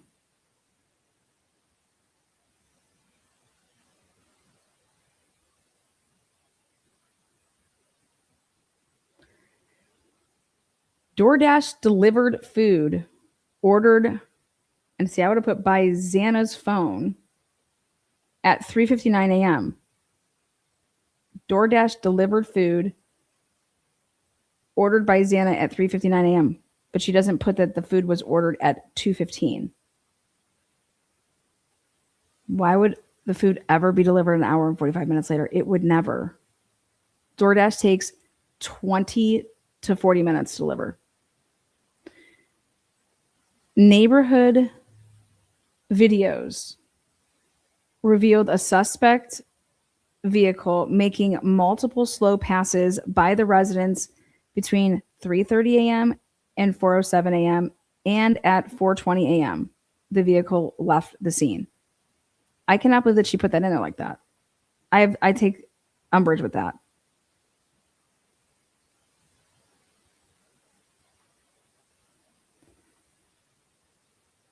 According to Emily, Xana's friend and Hunter's girlfriend, Dylan called her at approximately 11:51 a.m.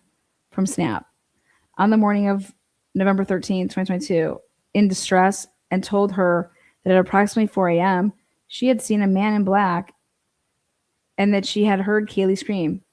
See, she had seen a man in black. She never said that he was wearing a mask.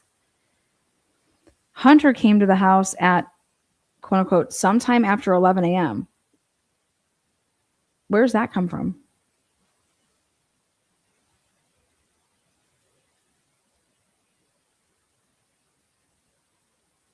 And entered with a code. The door to Xana's second floor room was not completely open. She makes sure that she says that.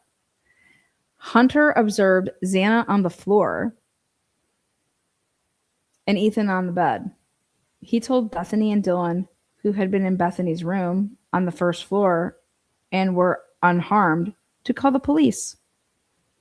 A 911 call originating from Bethany Funk's phone reported that someone was passed out. Hunter did not go up to the third floor. Law enforcement and emergency medical personnel responded, and death was pronounced without trying to resuscitate anybody. The bodies of Madison and Kaylee were found in Madison's bed.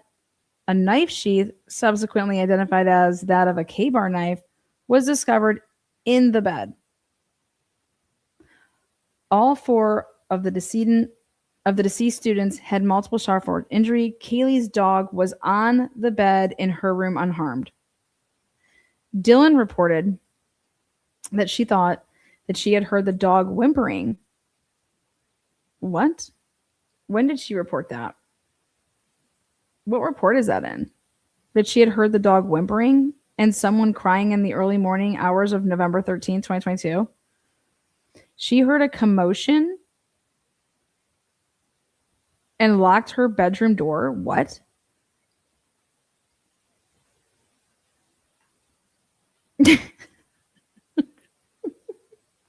I've never heard that.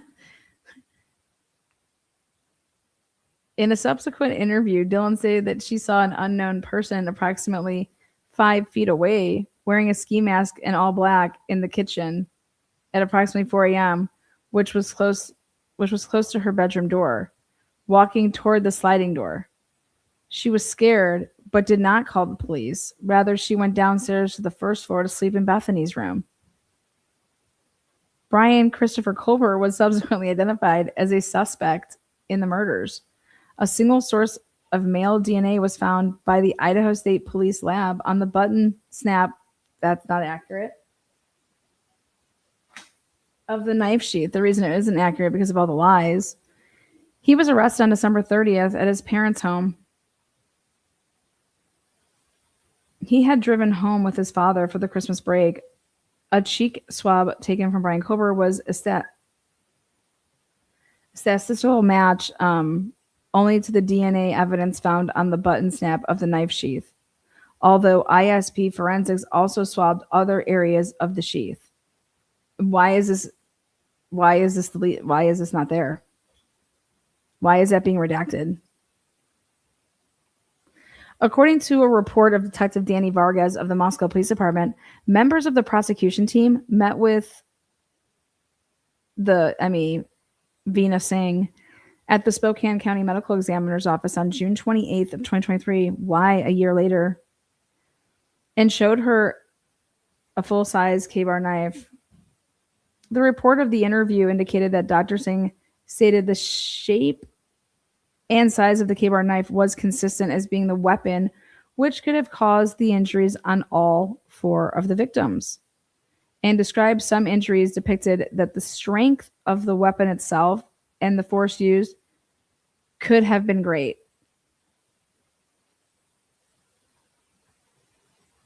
Postmortem examinations were performed on the bodies of Ethan Chapin, everybody as we know, the cause of death.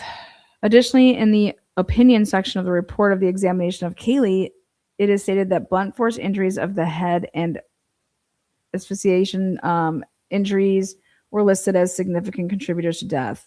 Total body radiographs revealed no metallic form bodies such as the tip of a knife. There was no scene or autopsy evidence of sexual assaults. Swabs were taken at the autopsies, multiple body surfaces in the oral and anal cavities. Additionally, a penal swab was taken from Ethan. Yeah, fingernail clippings were obtained from. Yeah, okay. It is notable that none of the medical examiner's files include any notes or diagrams which made correlation between the written description and the autopsy photographs difficult. Oh my God.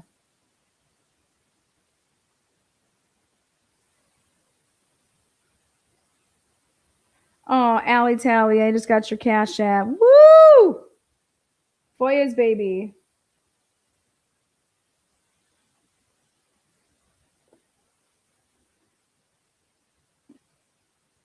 I can't believe this.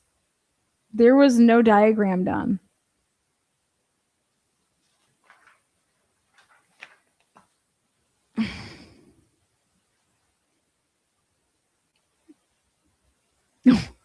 What the fuck? In particular, the evaluation of Xana's injuries is hampered by the fact that 2 systems are used to designate the wounds.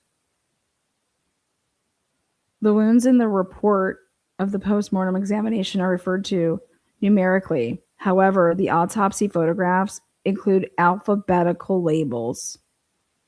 No key or diagrams were provided to correlate the wounds in the autopsy report with those depicted in the photographs. Oh my God. In late spring of 2024, I spoke with Dr. Singh to ask if such documents were available, and she informed me that they had been discarded. What?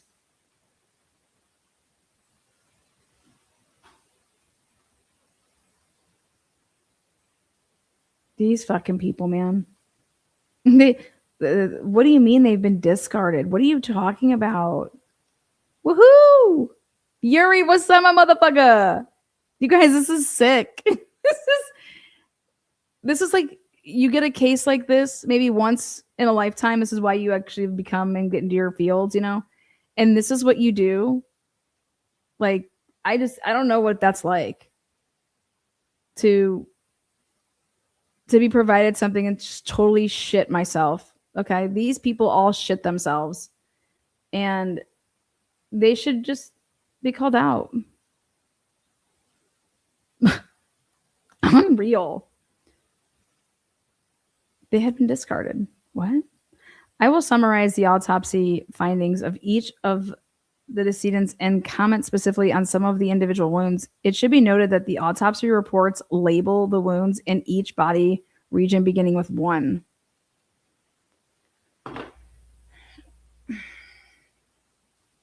Now,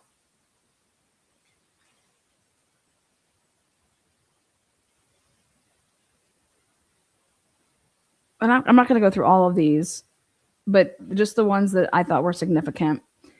So in addition to other wounds on the legs, Ethan had 3 wounds in the lower legs that indicated movement during the attack and possible defensive postures, since these areas would not have been exposed in the position in which his body was found.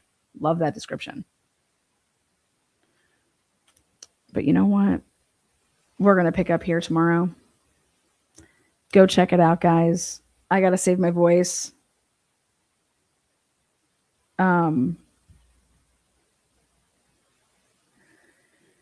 Well, thank you for joining. We're peeling back the onion, guys. We're getting there. Okay, I just wrote. Yeah. Hi, welcome.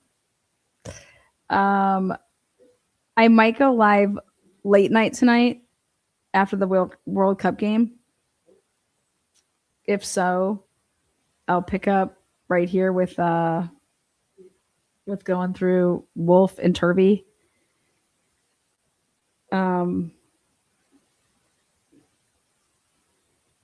These victims just deserve way better. Bottom line, it's just sad. So check it out. Come check it out. We'll see you guys back here later. If I do that, I'll make a post. If not, we'll be live tomorrow for the big Sunday night live. See ya. Go World Cup fans. 2 games today. Enjoy.